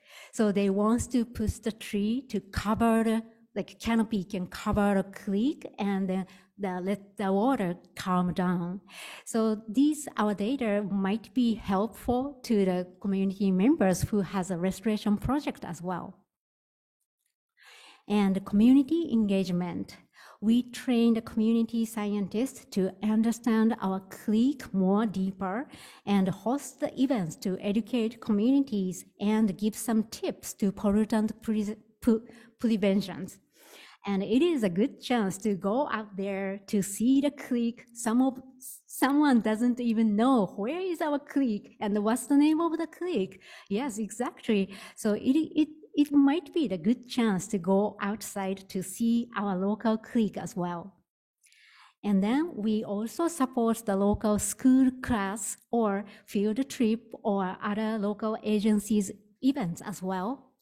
And we also use our data in class or field trip to demonstration to see how we monitor the water quality.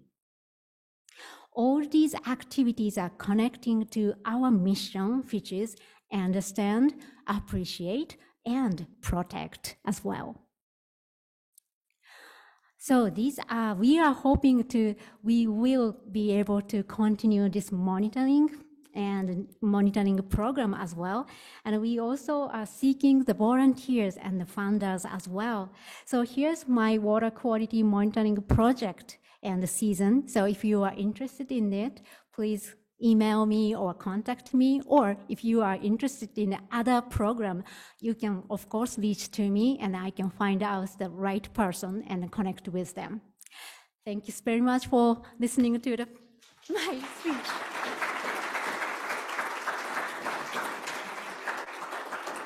Question time, please go ahead.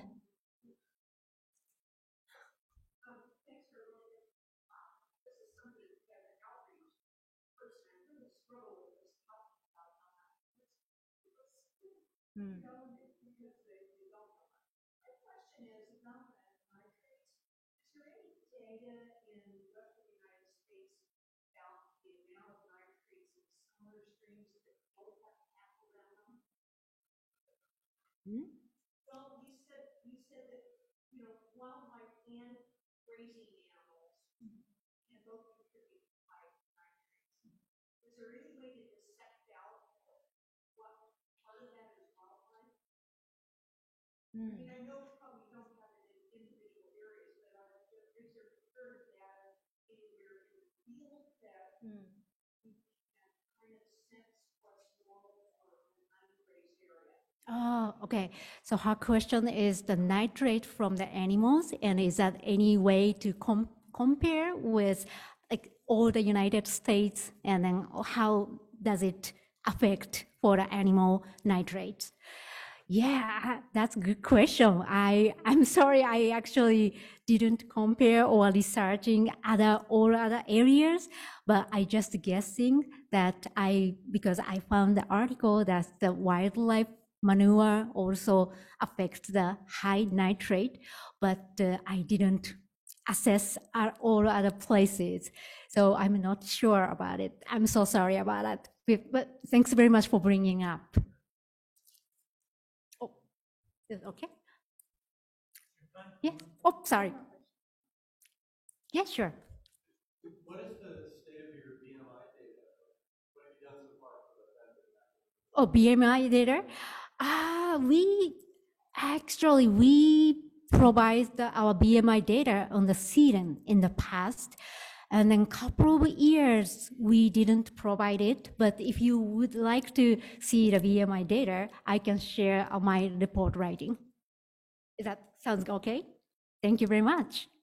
Should we go? Thank you. Thank you, Satoko.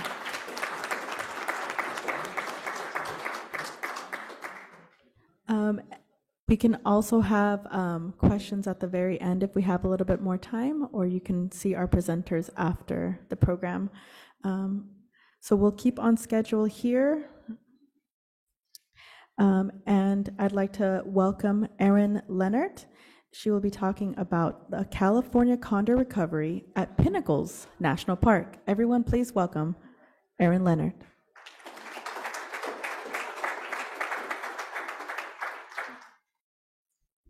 All right, thank you very much. It's really nice to be here with you all. I'm not used to talking in front of people. I usually spend my time running around the wilderness, so excuse me if I'm a little scatterbrained. But so I'm Erin Leonard. I'm one of the field crew leaders for Pinnacles National Park's Condor Recovery Program. Yeah, so we figured we'd start out with some frequently asked questions about condors. And Sean agreed to be my helpful assistant. So how big is a California condor? You want to take that thing? Obviously, this is why I need a little bit of help, because I cannot hold this up by myself. This is the actual size of a California condor. Yes.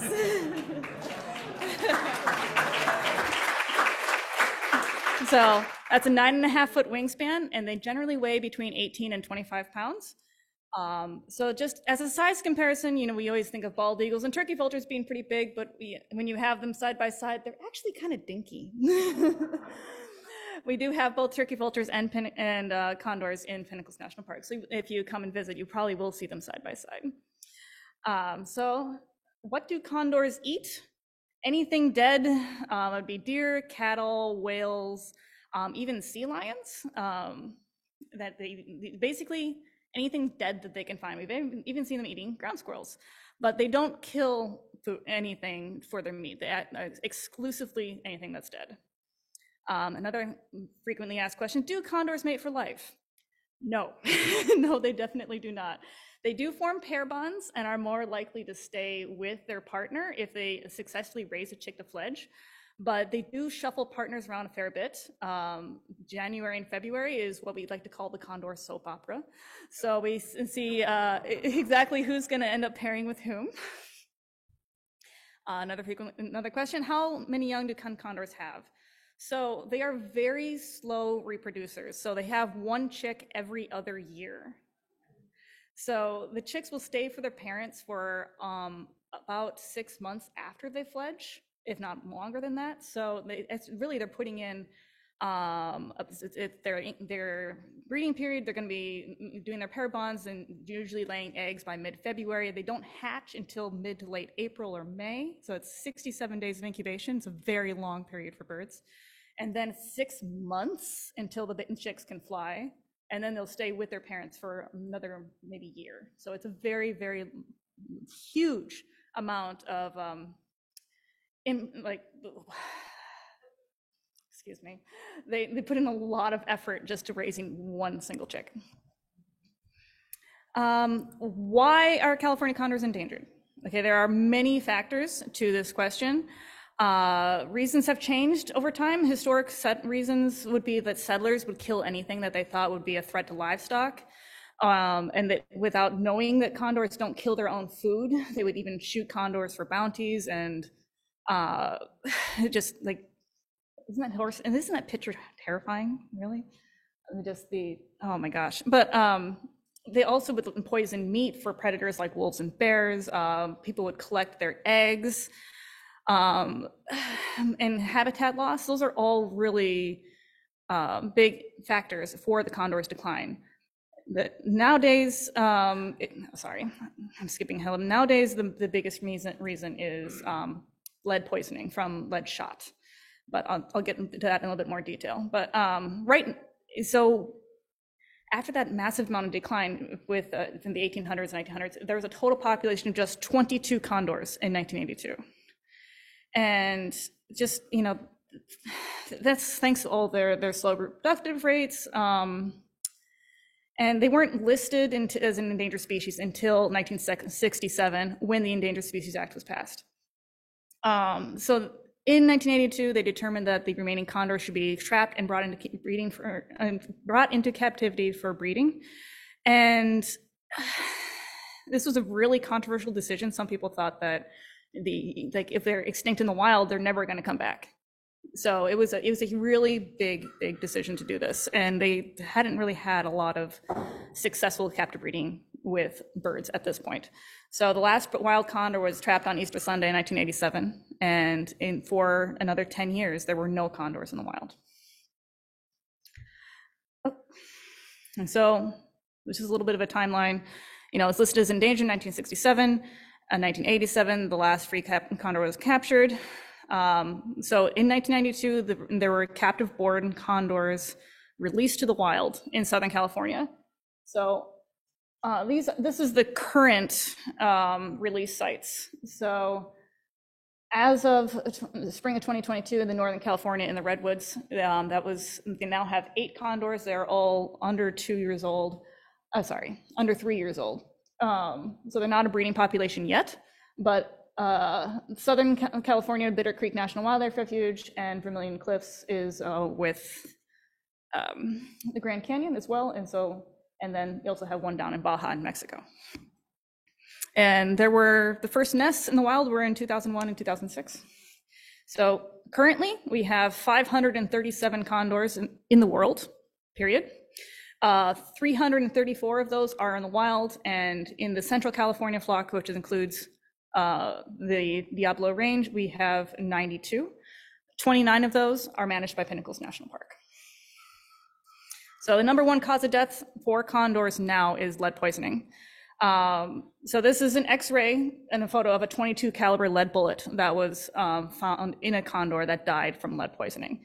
And we need to find a way to address the problem of lead poisoning in condors, because even smaller pieces of lead, like little fragments, can kill a condor. It's just like a grain of rice size or smaller. And it's in recent years they've introduced copper ammunition as an alternative, and price-wise they're pretty comparable. But it's just trying to get people to stop using lead that is probably our biggest problem. And just to give it a good illustration, this is an X-ray of lead versus non-lead shot.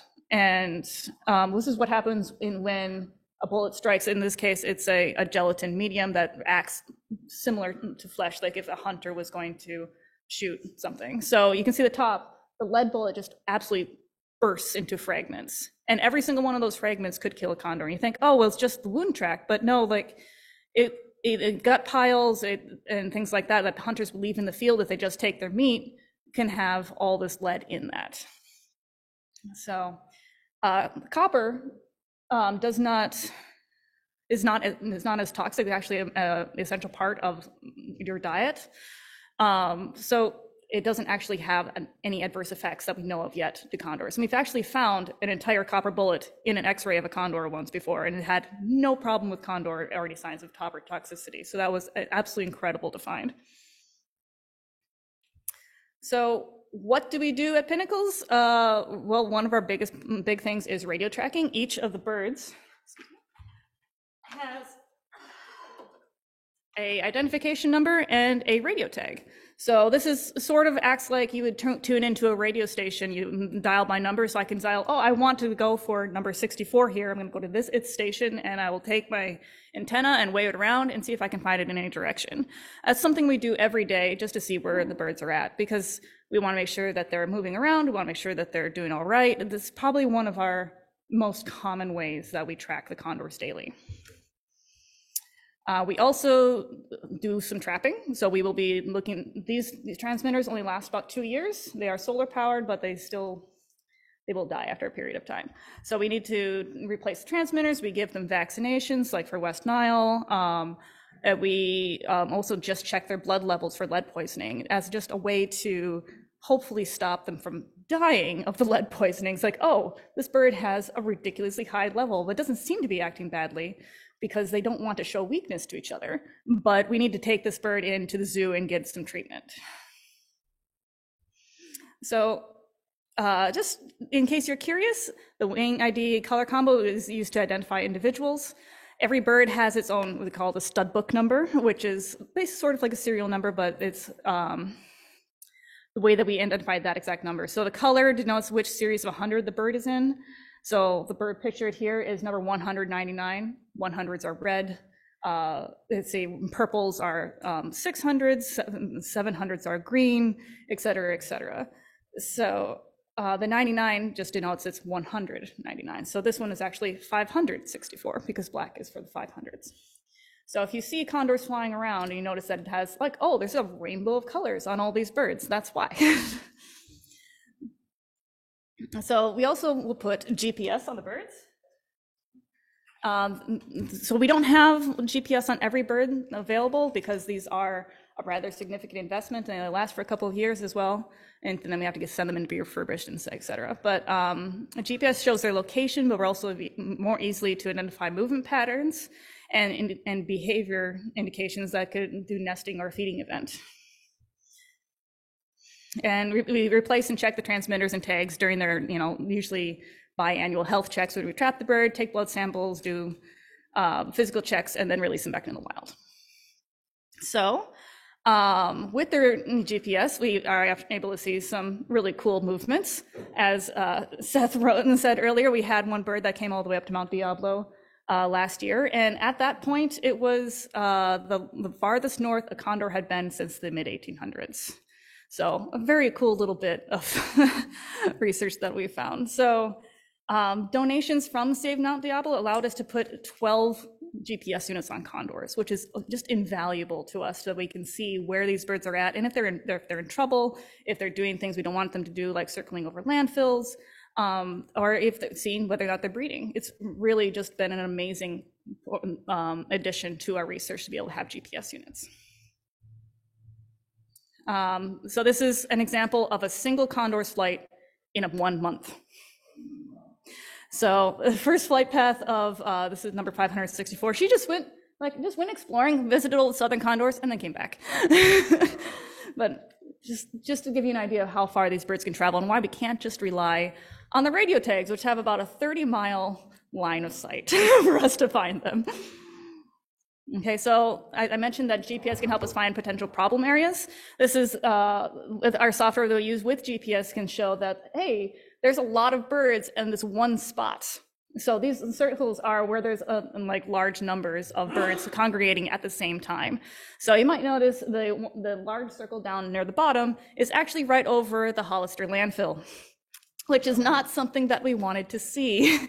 So we went out there to go and see, like, oh, where are the condors being? It was during migration for turkey vultures, so we figured out that they were actually just being drawn to large numbers of turkey vultures kettling over the landfill, and they weren't actually landing and going on the ground, so it was okay.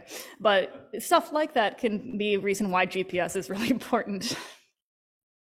The other thing that can be really helpful is mortality collections, because the sooner that we can find a dead bird and bring it back for a necropsy, the more information we can get from that bird and know like how it died, when it died, especially, and then to be able to go find it. So if when we have like, if we only have a radio transmitter, it's basically running around in the wilderness going, okay, it's in that direction still. I'm gonna go that way until I find it. Okay, now I gotta go around this cliff here. And it can take a lot of time. But if I have a GPS on it, oh, look, here it is. It's a lot easier. And then we can find out whose property it's on, ask them permission to go collect the condor, then bring it back from the necropsy, and we get a lot of information from deceased birds. So let's go on a happier note. GPS also lead us to nests. Since both parents are really heavily invested in the nesting process, like one bird will sit on the egg for multiple days at a time. Usually it's about 3 days straight before the partner will switch with them, and they will take over incubating. So after the chick hatches, they switch to a daily schedule of incubating the chick. So this looks scary, but this is just an example. So if I say, is this a laser pointer as well? Yeah, okay, so if we're following the black lines, you can see that so right over here, there's nothing really, these lines are pretty similar. So then you notice that all of a sudden the black and the blue start switching, which one is high, which one is low. So blue high, black low, blue high, et cetera, and the whole way through here. That's when we tell the condor is sitting on the nest, because the GPS doesn't work very well when they're in a rock cavity. So when there are no hits on the GPS and all the hits on the other one, the bird, they are out, the one is sitting on the egg, and then they switch. And then you can see that they do the whole 67 days, and then this happens right here, where they are switching off much more frequently. Their GPS is hitting at least once a day. That's when the egg hatched. So pretty cool. So egg laid, chick hatch. So also, if you notice, there's a little fuzzball back here. That's the chick. So I like to end on a happy note that, what does the future hold? That our main message is simple. That if we use non-lead ammunition for all types of hunting, the future for condors looks really good. As it is right now, with the amount of lead that people use and putting into, say, wild pigs out in the environment, or just deer hunting and leaving their gut piles, the condor population relies on captive bred birds being released into the wild for it to actually be sustainable. Until we can switch to people using copper ammunition, we're gonna be needing to put more condors out there ourselves. So let's see. With everyone working together, we hope condors have a bright future where they can soar across land, eat safely whatever they find, and raise their young. And so the next generation can see condors flying overhead. And I would love to see them flying over Mount Diablo on a regular basis. I usually like to end with a story that my favorite moment with condors was a nest entry where I got to actually see my very first chick, which is just this fuzzball of like a floppy little bird that doesn't have much muscle mass, so they get really tired really fast. And if anyone has a dog, you know how like the dogs can like will rest their head in your hand or something when they're just like, oh, I'm really tired. The chick did that because it just got so tired. It was just like resting its head in my hand going, I'm really tired. So they're really cute little guys. Anyway, let's see. Thank you so much for having us here. We're really excited to be working with Save Mount Diablo. And I'm so happy to see condors flying over your skies again.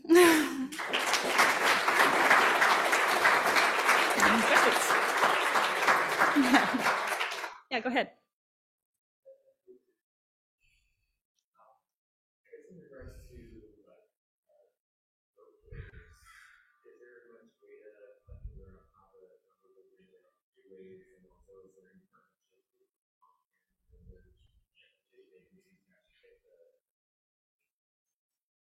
So the question is about roadkill and seeing if we have any connections with different transportation people to get roadkill off, and if roadkill is an issue for condors.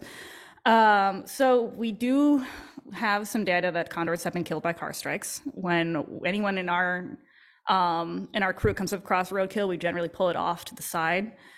We don't collect any roadkill because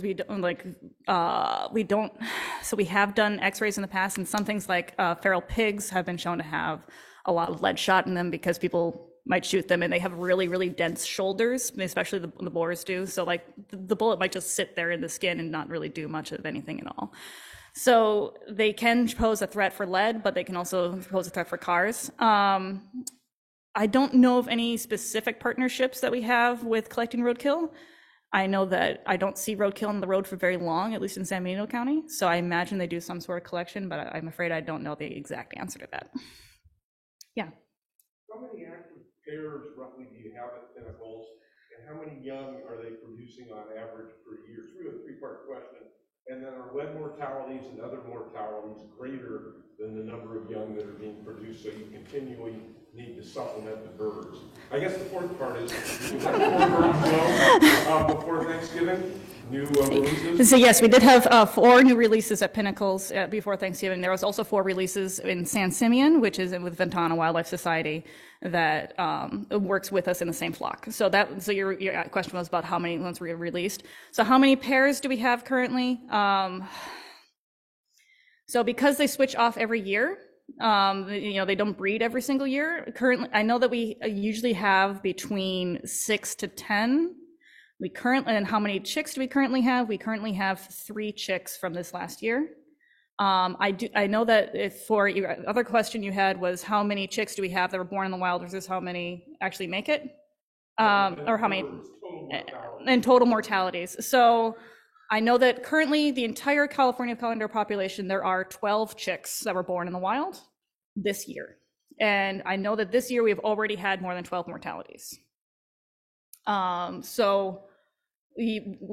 there were, I think, 24 captive bred birds that were brought to the 5 different release sites.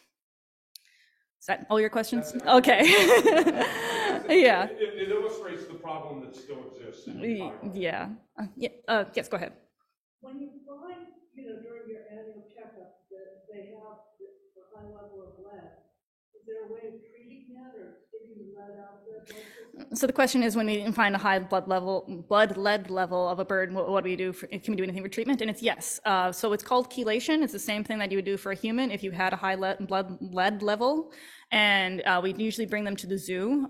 With us, it's the Oakland Zoo that does our treatment for us. We also have brought birds to the LA Zoo if it's a really bad case, since they are the head honchos on condor care for captive birds. So we do occasionally bring them down south as well. Okay. And I'm afraid I'm out of time, but you can find me later. Hey, thank you, everyone.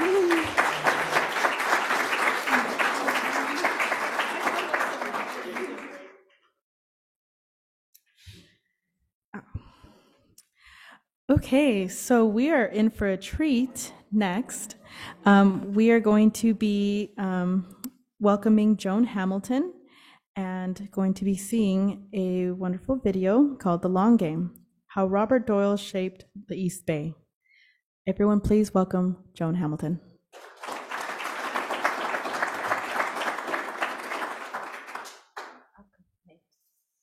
Hello, everybody.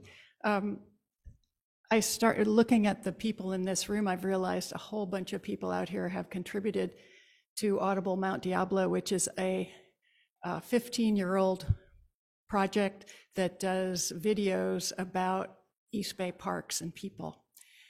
And it's sponsored by the Mount Diablo Interpretive Association. I see Stacy and Jen over there. And also, of course, Save Mount Diablo. Thank you, Ted. Thank you, Seth, for 15 years of supporting this project. On this particular project seemed sort of dauntingly important, because here we were asked by Save Mount Diablo to interview a man who has spent 50 years working for the East Bay Regional Park District. He created an oral history that Seth has under his chair there. It's 700 pages. It's thick. My husband, Bruce Hamilton, read every word of it for this show. And but then once we sat down with Bob Doyle, he's a real engaging people guy, and he wanted to tell us the most fun stories about his time there. And it became a real joy to do it. Scott Hine was there with us taking photographs. My husband Bruce was doing the interviews. And at first we thought this was going to be a movie about how Robert Doyle influenced the East Bay Regional Park System. And it was that, but we realized as we got into it, it was a bigger story than that. We realized that it was how Robert Doyle had influenced the quality of life in the East Bay over those 50 years, or as Seth Adams liked to say it, Bob Doyle kept the East Bay from becoming another Los Angeles. So today, today we've got 6 minutes, the first 6 minutes of the film, which is 35 minutes long. There'll be a premiere in the East Bay sometime next year, but this will just give you a taste of the contribution that he made. So thank you.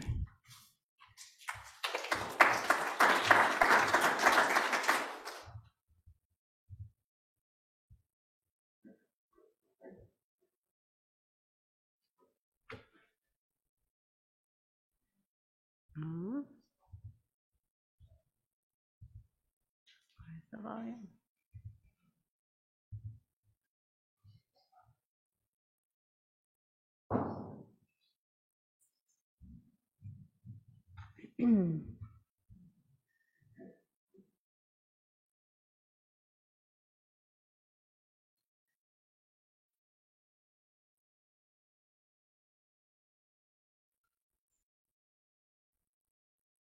What's the problem, Denise?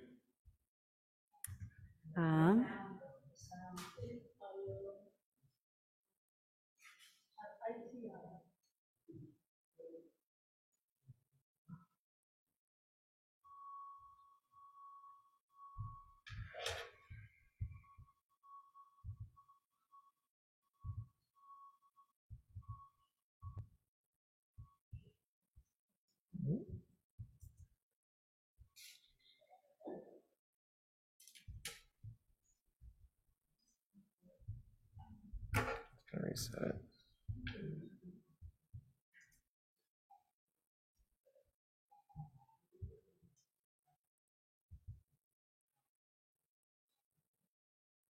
Can we like reload the file? Yes. Sorry about that, everyone. Technical issues.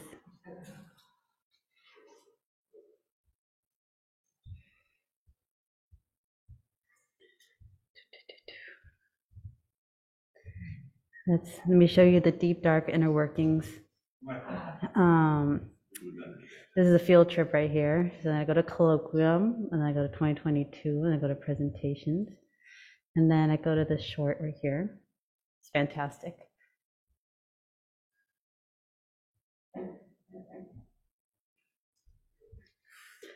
I could also voice Bob Doyle. I'm sure I sound very similar to him. So, oh, never mind. Robert Doyle's story is about how a local boy who loved gardening helped build the East Bay Regional Park District. He started out wielding rakes, shovels, and chainsaws. He ended up raising $1 billion and doubling the district's size, making it the largest local park agency in the country.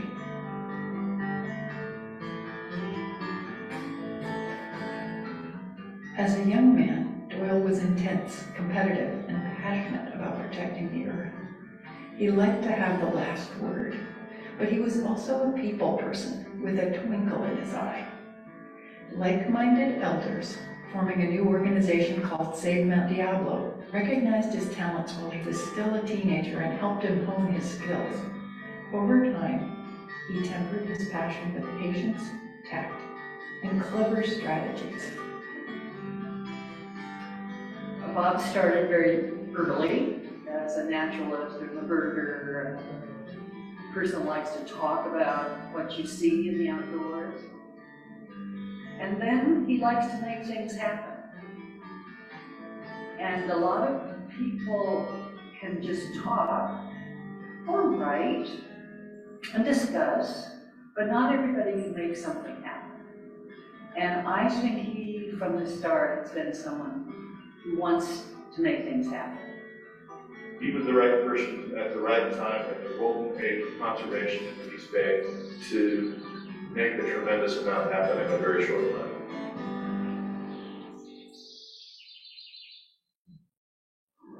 Well, I grew up in Concord, within 3 blocks of the Concord Naval Weapons Station.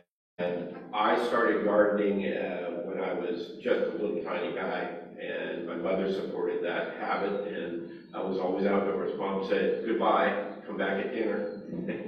And that's how it all started.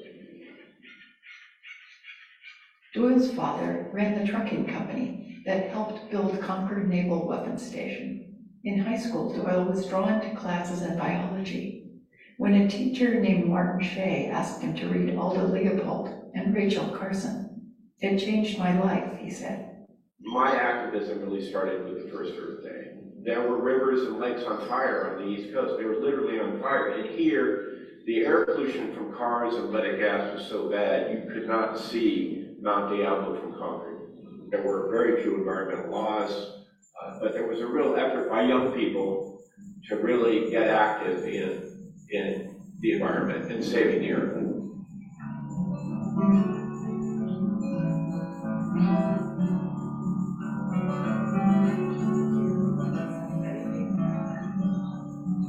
So one of the things I did first was I organized an environmental group, which was a botanical society, because we were doing organic gardening. But I got introduced to people who were putting together an effort to expand Mount Diablo. At 19, Doyle became a founding director of Save Mount Diablo. Other members of the board nurtured their youngest colleague, telling him, you have the passion, let us give you the tools. All through my history, somebody older than me pushed me. I can very well remember Jenna Bell Sapner saying, get up and speak before the Board of Supervisors. I go like, what am I going to say? Just say you care about Mount Diablo. You must say it works sometimes.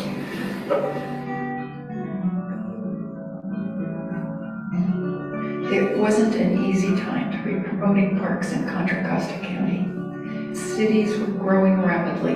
The elected officials were pro-development. Mount Diablo State Park was small, only about 7,000 acres at the summit. But there was still plenty of open space up for grabs. So Save Mount Diablo lobbied for pro-park policies and funding. When developments such as Black Hawk and Morgan Estates were proposed, they fought to save threatened wildlife and plants.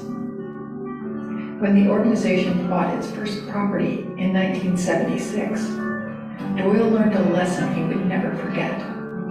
So Save Mount Diablo was one of their first acquisitions, the corner of Morgan Territory Road and Marsh Creek Road, and the state park didn't connect them. And Art Bogma said, we need to buy that because it was for sale, and that property over there. So that was the very first example of hopscotch. And I took that for the rest of my career, and I would buy things that didn't connect because I didn't devote the time to get the pieces in between. I was really scrutinizing the park district for you do A, then B, then C, then D, and I go like, I'm not to F over here. And we filled them in, and that was really a lot of fun. It didn't take long for Doyle's mentors to let him lead. In 1978, at age 26, he was elected president of the Save Mount Diablo board.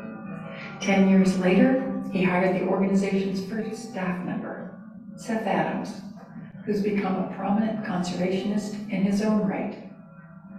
I admired him from the first moment. He was polished, he was a really good negotiator, he knew about the things I cared about, he was someone who could make things happen. That's a powerful skill to know that you can throw a monkey wrench in a major project or create a new park or give a group of activists hope that they could actually make a difference.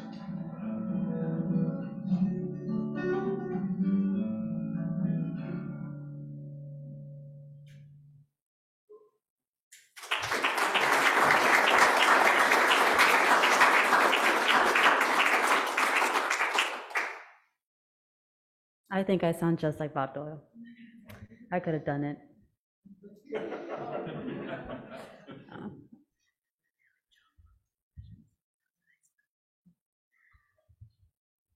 Okay, so that was lovely, and we'll be looking forward to seeing the full project when it comes out. So next, I would like to present Holly Forbes, who will be discussing conservation of Mount Diablo buckwheat. Everyone, please welcome Holly Forbes.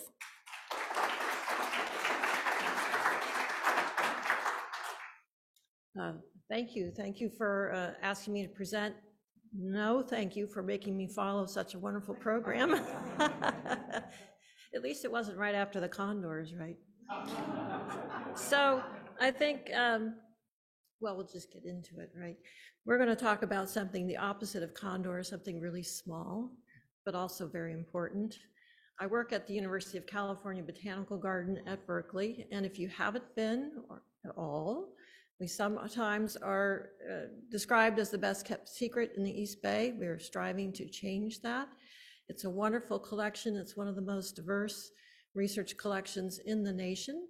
We have over 10,000 different kinds of plants, and our California native collection is one of our largest, both in terms of acreage and numbers of different kinds of plants. So it's really quite a special place. I encourage you to come.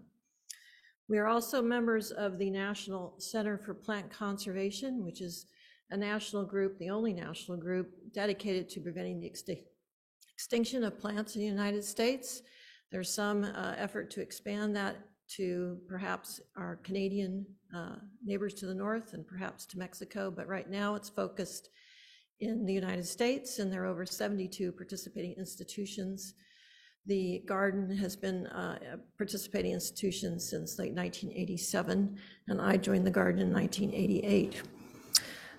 The university is very close to this center, and I'd like to read our land acknowledgement. We have a strong Native American student community, and the campus is working hard to recognize its place in the history here. Our Division of Equity and Inclusion acknowledges that UC Berkeley, including the Botanical Garden, sits on the territory of the Huchun, the ancestral and unceded land of the Chochenyo-speaking Ohlone people, the successors of the sovereign Verona Band of Alameda County. So we recognize the history of our land and strive to make those connections. I'd also like to acknowledge the land conservation efforts of our host, Save Mount Diablo. I mean, it's really amazing the acquisitions and conservation that this organization has done for the East Bay, for the Save Mount Diablo region, and now expanding into the Diablo Range, and without whose efforts some of what I'll be talking about probably wouldn't be happening. I'd like to acknowledge California State Parks, where the Mount Diablo buckwheat is in its is occupying land there, and their management and preservation and leadership. And then the East Bay Regional Parks District, as we've heard from several of our speakers, the tremendous amount of land acquisition and preservation, and the challenges that we all face in helping with these efforts. And acquisition is one thing, management is another. Unfortunately, we can't just buy land and say we're done. We have all kinds of challenges on the land, as Sean addressed in part of his talk. Coincidental to the timing for this colloquium is the 15th Conference of Parties to the Convention on Biological Diversity. They began their meetings yesterday in Montreal, Canada, and this editorial snippet from Nature talks about aiming to seal a bold new international deal committing countries to precise targets to curb species loss and to protect and restore nature. For some pundits, this is the opportunity for biodiversity conservation. The International Global Framework for Biodiversity is being discussed, and we're hoping that this is almost the same as like the Paris Accords. This is our opportunity as a world to promote conservation. And I'm going to talk about this in the context of thinking globally, but acting locally to curb species loss in our backyards. Mount Diablo buckwheat, Eriogonum truncatum. This was thought to be extinct in our local region until it was found by a graduate student in 2005, Michael Bark. And the 2005 rediscovery for the species was important because it had only been seen or recorded from 7 locations historically, and the last in 1936 by our namesake co-founder of Save Mount Diablo, Mary Bowerman. And Dr. Barbara Erder, who was working with Mary on a revision of the flowering plants of Mount Diablo, instructed graduate student Michael to trek across the land, look for things that were missing from the earlier work, and specifically to look for Mount Diablo buckwheat, Eriogonum truncatum. And for those of you who have met Michael, you know he's a very energetic young man, and he was going off trail. He was, trails, what do you mean trails? Let's just go. And he went all over the mountain and found the buckwheat on a small, tiny part of the land that had been acquired by Save Mount Diablo and turned over to state parks. Here's Michael in a photo by Scott Hine at the time of his discovery. And the plant was first recorded for science in 1862 by William Brewer during the California Geological Survey from 1860 to 1867.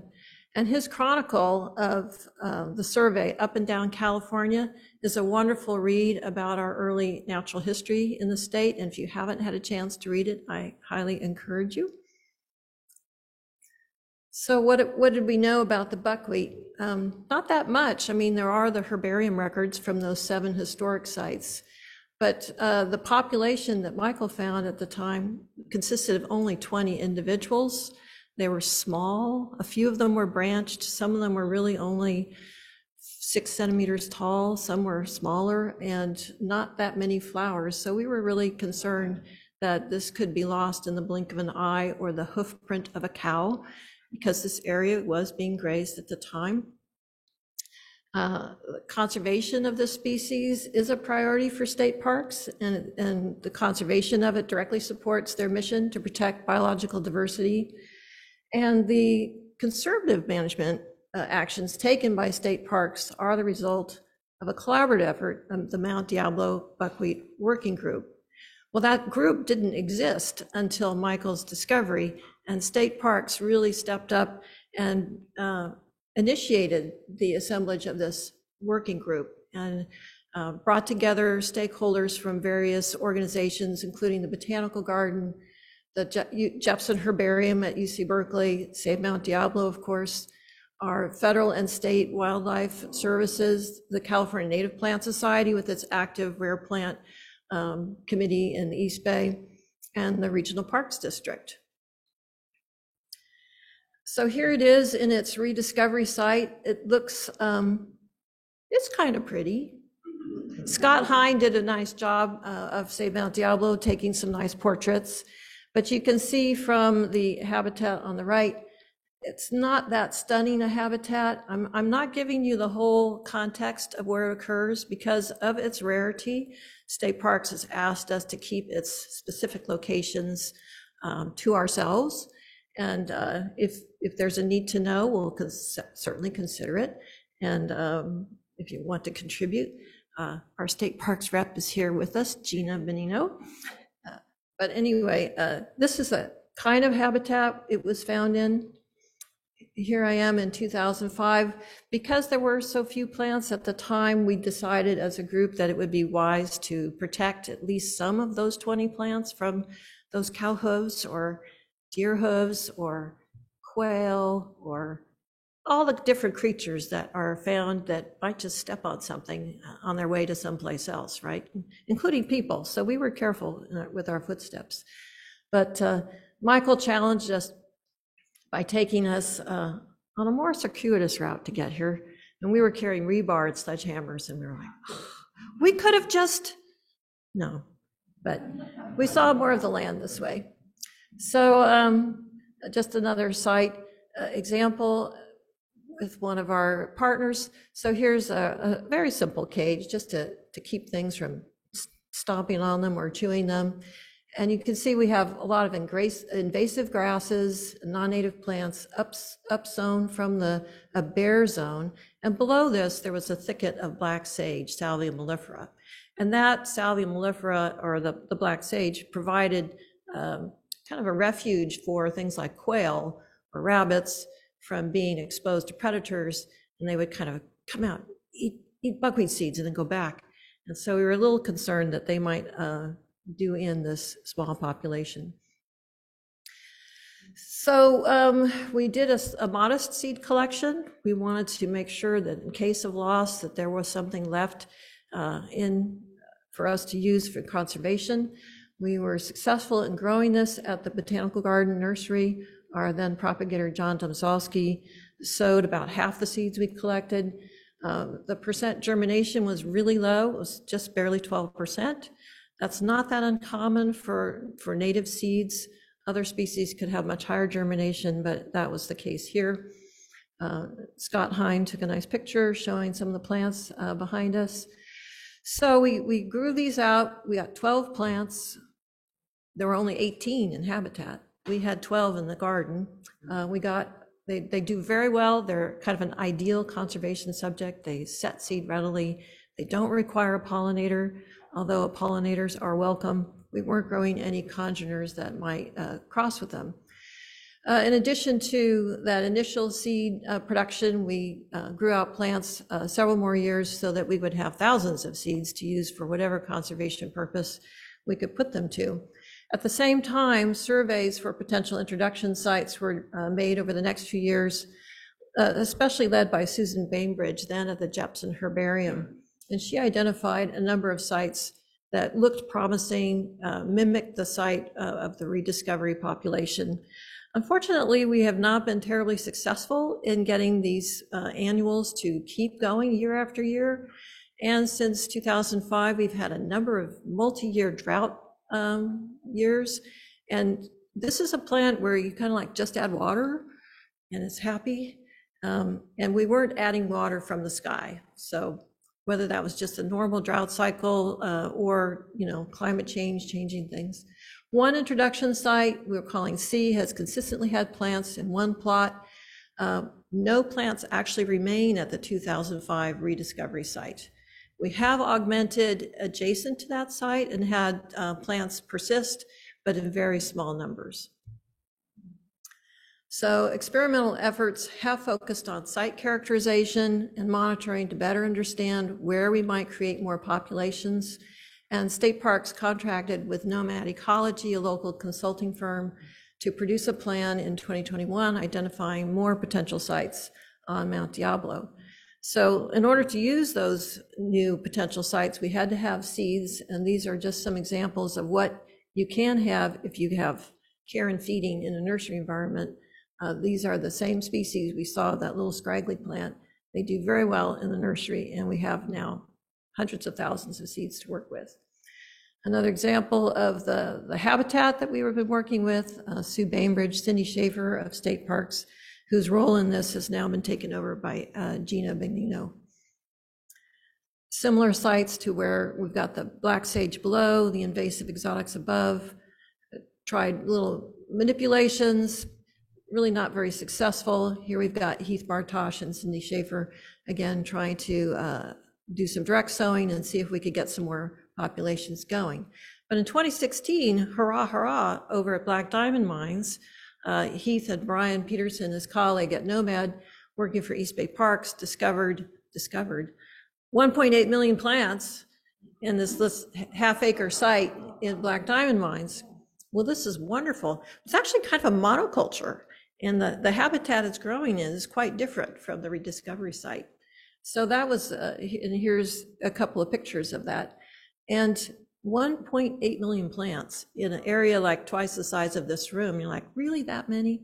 Well, there were. Unfortunately, we've had a drought cycle for several years, and the numbers are now in the tens of thousands, not nearly 2 million. But that's kind of normal in a variation in annual abundance. But seeds have been collected. Some are in storage. We'll be working to study the genetic diversity of the Black Diamond Mines site and the rediscovered site on Mount Diablo lands. We're, again, tens of thousands rather than millions at Black Diamond Mines, but it's still a very robust population. We have seeds from the 2016 discovery. We've also collected seeds in 2022. This is an effort by the Parks District. Seeds were collected this summer and broadcast this fall into sites identified in the Bartosh report, and we're monitoring those. We were going to go out tomorrow, but with the rain, we're a little concerned about being too squishy and maybe stepping on some, so we're going to perhaps wait another week. I'm not sure, but we'll see. People are excited. If those sites prove productive, if we get some good germination, then we will further augment those sites and try to build up numbers so that they can be more resilient in the face of varying weather patterns. At the Botanical Garden, we're able to disseminate information, try to inform our public, and so we were able to use plants of the buckwheat in displays in our entrance to better describe to folks in our region what's going on with plant conservation and Mount Diablo buckwheat specifically. I'd like to acknowledge the members of the Buckwheat Working Group, some of whom are in the room, Gina Benigno and Christina Liu of State Parks, Michelle Hammond and Bart O'Brien of the Parks District, Heath Bartosh, who's both active in conservation in the California Native Plant Society, but also as a professional consultant with Nomad Ecology, Save Mount Diablo, of course, and the garden staff and volunteers who've been so important in helping us process seeds and store them properly for long-term in our conservation seed bank. Thank you.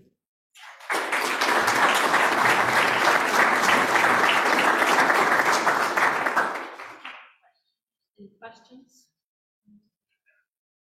We're so few in the wild, maybe difficult to know, but have any other, you mentioned quail eating their seeds, but have any other species interaction with the plant that are important to Not that we've detected. There has been some camera trap work done on the rediscovery site. And the question was, are there any other wildlife interactions that have been observed with the Mount Diablo buckwheat? And there really haven't been. We think it's more the abiotic factors that are challenging this species. And I meant to mention there's another discovery as of August of this year. Save Mount Diablo's own Denise Castro found a small population on the Curry Canyon Ranch property. Is that correct? Curry Creek Canyon? Anyway, she's not talking, but it's not available for our observations, but it's on the property. And there were about 100 plants, and it's growing in even a slightly different habitat than the other existing populations. So we're always learning more. Yes.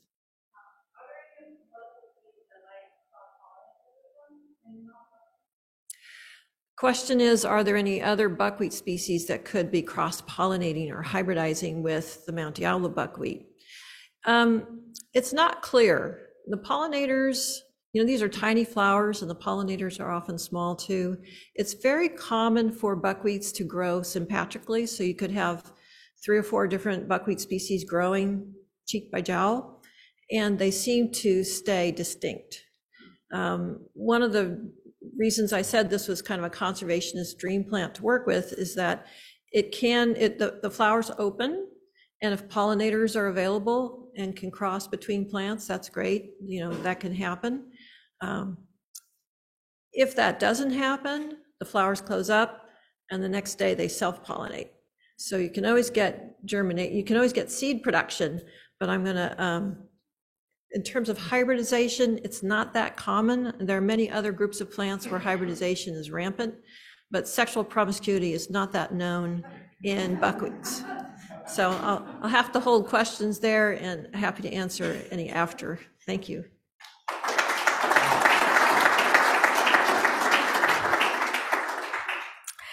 Okay, so we are going to go into our last presentation. Please welcome Dr. Ted Swiecki, who will be talking about investigation into recent dieback and mortality of knobcone pine and manzanita on Mount Diablo. Everyone, please welcome Dr. Ted Swiecki.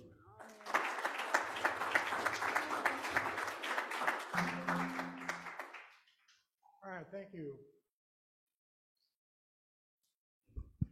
So I'm going to talk about what it shows there, recent mortality showing up at Mount Diablo. And this is one of the first pictures we have. This was taken by Sean Burke. And you can see a lot of knobcone pine there on the left, and some patches of manzanita on the right, which are browning out pretty significantly. This is in January 2021, not really one of the hotter times of the year.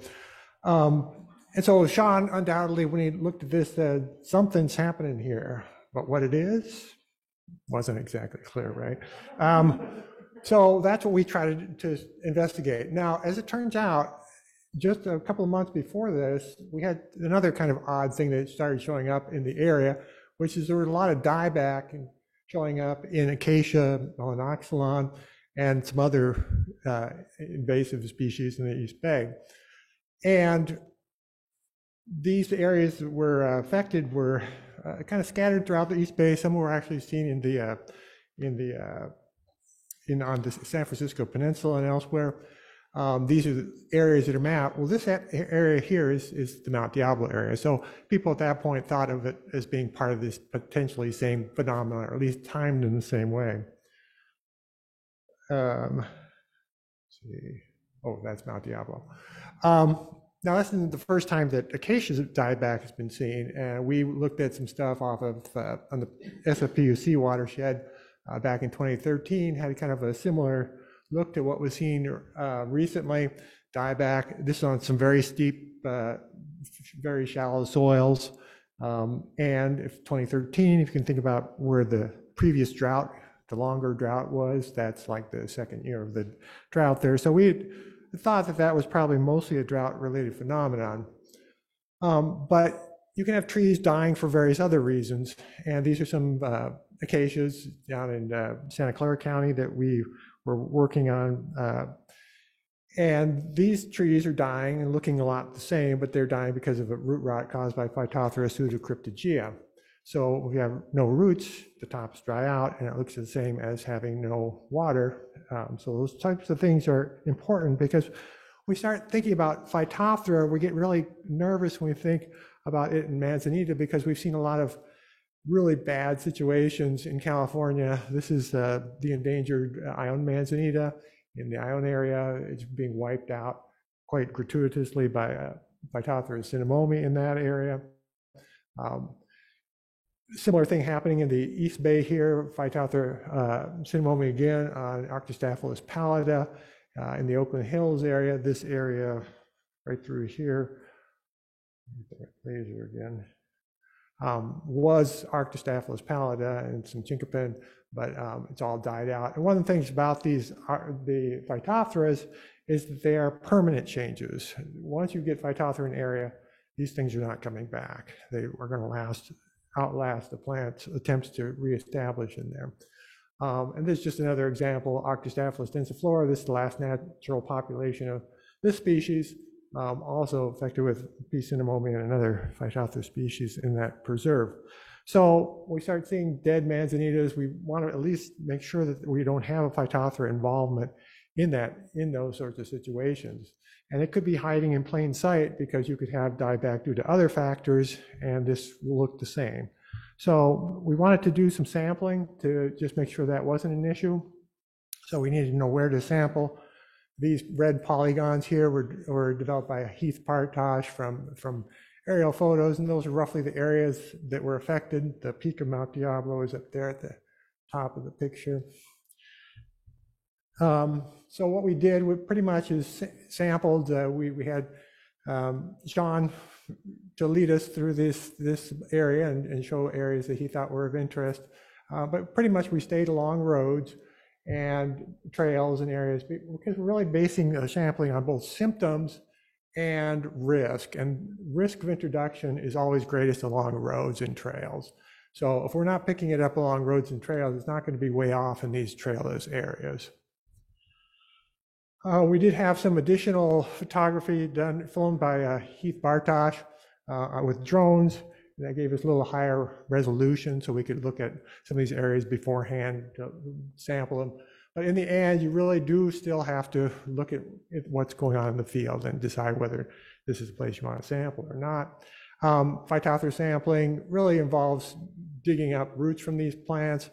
We really want roots rather than just digging a rough root soil mix. So you did a lot of hand picking of roots out of this mix. We can actually use green pears to detect the Phytophthora. We put that in that sample, we flood it up, and zoospores released by the pathogen can infect these pears, and we can isolate the pathogen. So that's a process that we use, and it's been used quite commonly for detection of Phytophthora species. Well, we sampled about 23 different sites on 3 different days, and the bottom line is we didn't have any Phytophthora detections, which is a great thing. Here's some non-cone pine areas. Here's a site where a couple of Arctostaphylos and some chamise. We sampled other species as well that were just looking like they could be problems, like this canyon live oak. This particular site, I would like to go back and resample. We had some madrona and several other species dying off here for no obvious reason. And this site here with a lot of bay dieback, our mortality is also a place that we probably would be interested in resampling. But the bottom line is that on this widespread mortality that we were seeing, our widespread dieback, Phytophthora did not seem to be involved. So that's good news. But that also puts the onus on the stewards of this land to make sure Phytophthora doesn't get in there, because there are 2 types of places that have Phytophthora now and places that could get it. And so we don't want it to be in that places where it is now, because those are irreversible changes, horrible to try to manage. And we have risk here, certainly because of just the fact that a hotbed for Phytophthora is nursery stock that's planted around residential or any other kind of planting. Nursery stock is always filthy with Phytophthora. So the point is, except for under certain conditions we can talk about later, but the point is you really just want to make sure that you've got proper biosecurity, make sure you're not bringing these pathogens into the area. Okay, so if not Phytophthora, what do we got going on? So if we look at these areas that are affected, they all fall within this particular geologic stratum here, this TDU formation, Dimension formation. And what these are sandstone layers that have been tilted up vertically. So what you have are these sort of rock dikes that everything is growing in between. The soils in that area are mapped, actually almost all of them mapped to a soil type called rock outcrop, which isn't really a soil type, but they all have very low water holding capacity. So, and part of that's depth and part of that's the texture of the soil. And you can actually see how well this particular soil type overlines with those mortality areas. And you can see that in the landscape here. You can those knob cones here have these gaps, which are basically some of these rock dikes that basically there's not enough area for them to either grow. But the bottom line is these are pretty droughty areas. There's not a lot of water holding capacity in these soils. And here's another sort of thing. If you look at these road cuts, you can really see, okay, so we've got just basically slabs of partly weathered sandstone and stuff that things are managing to get the roots down in the crevices. And that's what they're working off of in terms of a bank of soil moisture. Okay, so we've got the bank, you have to put money in, you have the money goes out, right? So what about the money in? That's our rainfall. And this is last 20 years or so of rainfall at Mount Diablo. And it's kind of interesting. Here's the big last decade drought. It didn't really show up that dramatically at Mount Diablo, partly because Mount Diablo makes its own weather, right? So a drought in the state doesn't necessarily mean you have a drought everywhere. But the other interesting thing is that we had some pretty severe drought years here. We blow that out. The blue lines are the rainfall accumulation each year, and of course they have a flat top because it eventually stops raining. That's our input into the system in terms of moisture. These other lines, the red line are the ETO, that's evapotranspiration, that's water out, that's the water demand on the system. And that accumulates as the season goes on. And if you just look at the relative balance of the red versus the blue peaks, you can see that some years the red is a lot more than the blue. And that gives you an idea of what the relative balance of how much stress these plants are going to be under. Another way we can do that is to actually subtract those two lines. And so if we're up above the 0 line here, this was that wet year, this is the 2017, this is 2019. Plants are relatively well watered, at least they start with a good water bank in those years, whereas in these years we're especially spending almost all the time below the line. Those are really deficit types of years. And even though your bank account and your credit line don't zero out every year, that's the same thing that happens with water. You have some carryover from year to year potentially, right?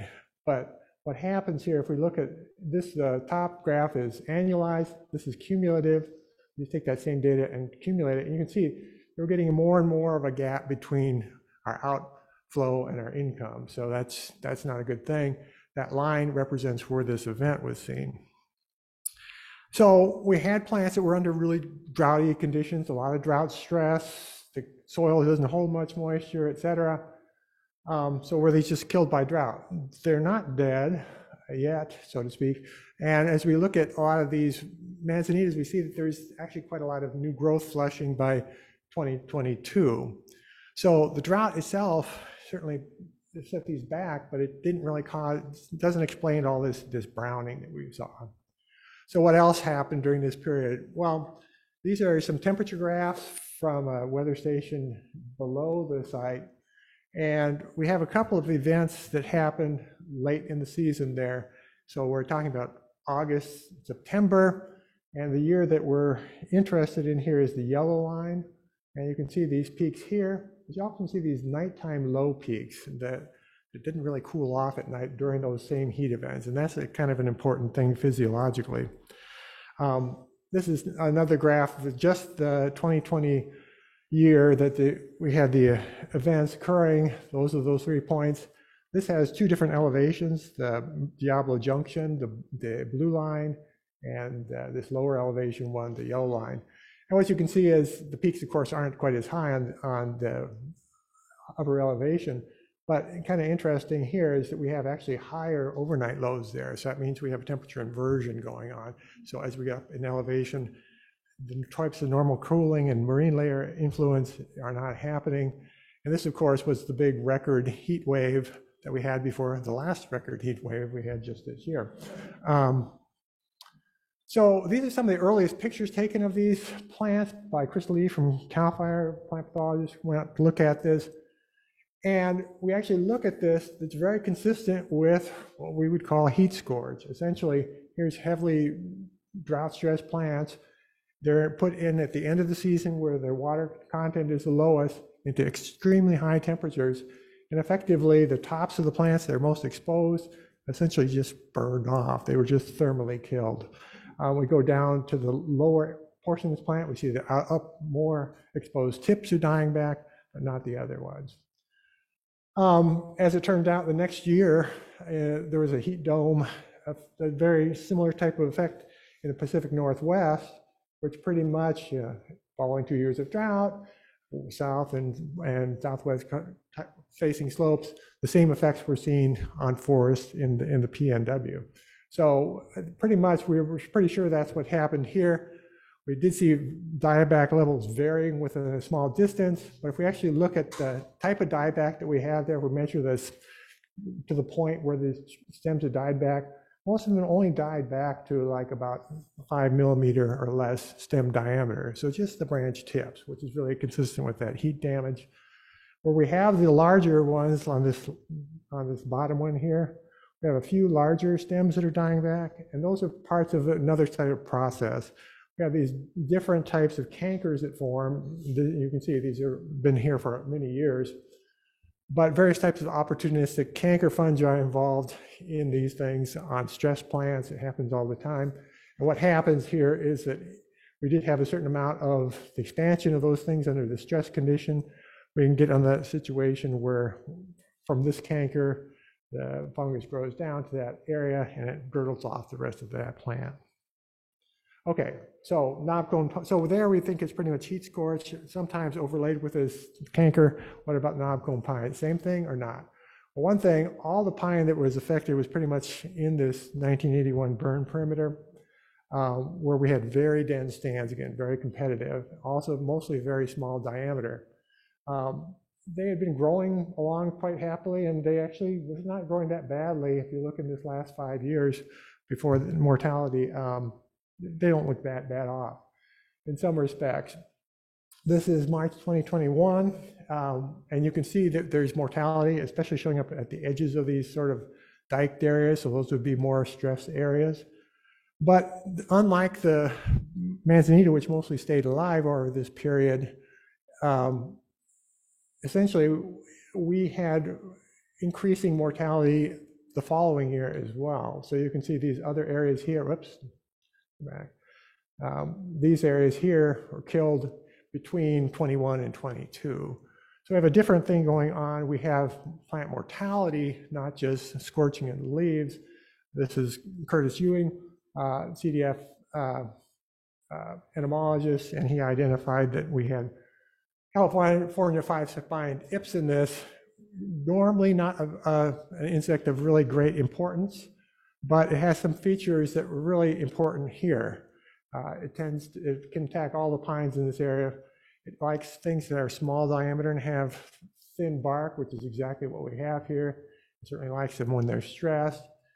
And they also colonize slash, and that was kind of a key point here, is we have under this power line clearing here, there was a ton of slash that was left there. And what happens when you have a lot of slash, and almost all outbreaks of this particular pest are associated with slash piles that then allow the beetle to build up the high populations and move into adjacent material. So there's the clearing up in this corner here. If you just take a look at some of these areas, here's February 21, you can see we have scattered mortality all over this area. But again, the beetles moving from killed material into new material allowed this mortality to continue into the next year. So we have continued mortality there. So just to summarize what we're going on is that we started with this kind of situation. There may well have been some scorch on this stuff may have actually been scorch on the tops of the canopy. That certainly would have helped attract the beetles, but we're already building up in that area from the earlier clearing. Here's the scorch on the Arctostaphylos, which looked a lot like the scorch that was seen on these other areas. The Arctostaphylos pretty much was hit back, but mostly not killed. A few places we saw a little bit of mortality, but not really devastating. But with the knob cones, we have a different situation. It kicked off a secondary cycle that involved these beetles, and so we've had all this mortality associated with that. And of course, all these effects brought to you by climate change. So I'd like to thank the various folks involved in this, the granting agency, which I won't try to read all quickly, Save Mount Diablo, who channeled that fund source. Sean went out with all the field work with us. Keith provided the aerial photos, and then these folks from CAL FIRE shared their data and observations with us. It really made this possible to piece this together. Okay, thank you very much.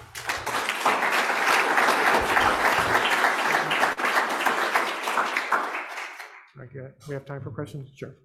Do you have any sense of what's going to happen in this area where they're not going to regenerate and something else is coming? So knob cone is one of these serotinous cone type things. It tends to regenerate after fire. There actually was regeneration in that clear cut. I didn't show a slide of it. There's a lot of regen there.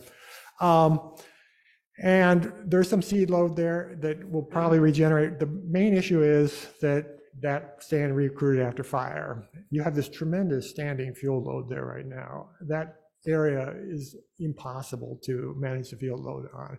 So eventually it's going to be catastrophically burned. That's just, it seems like what's going to happen. If that happens, we'll just have a bunch of knob cones popping up again. Whether that cycle is sustainable over a long term with climate change and these drier and drier soils, that's a question. So, but yeah, it's not an easy thing to deal with right now.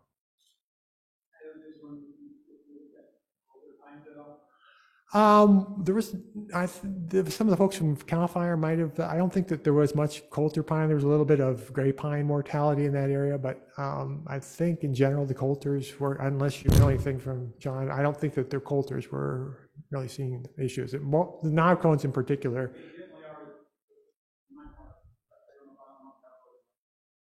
Yeah.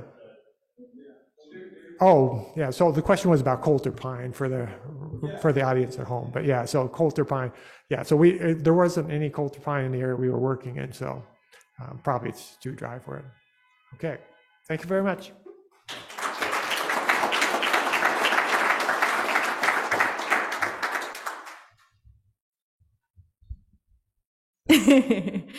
Trying to move it down.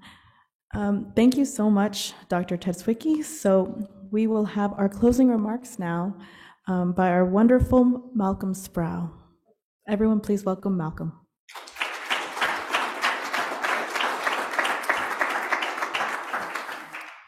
Well, I don't have one of these computer-generated things, so hopefully I don't damage the equipment with my clipboard. I'm here really to thank everybody for attending. It's great to see people back in person. It's great that we now can do it also over the Zoom facility, and I know there's a lot of people watching as well. So wanted to thank everybody that's here today and listening in. Also want to thank the members of the Bowerman Committee. I know many of them are already here, or shouldn't say already, are here in the room, and that includes Doug Bell, Gina Benigno with State Parks, Keith Alley, who's on our board, Beth Burnside with Cal, and Kip Will, who's also an entomologist in the entomology department at Cal. So thank you all for helping us and pulling this together. Want to thank our speakers, obviously. It's been a very interesting morning.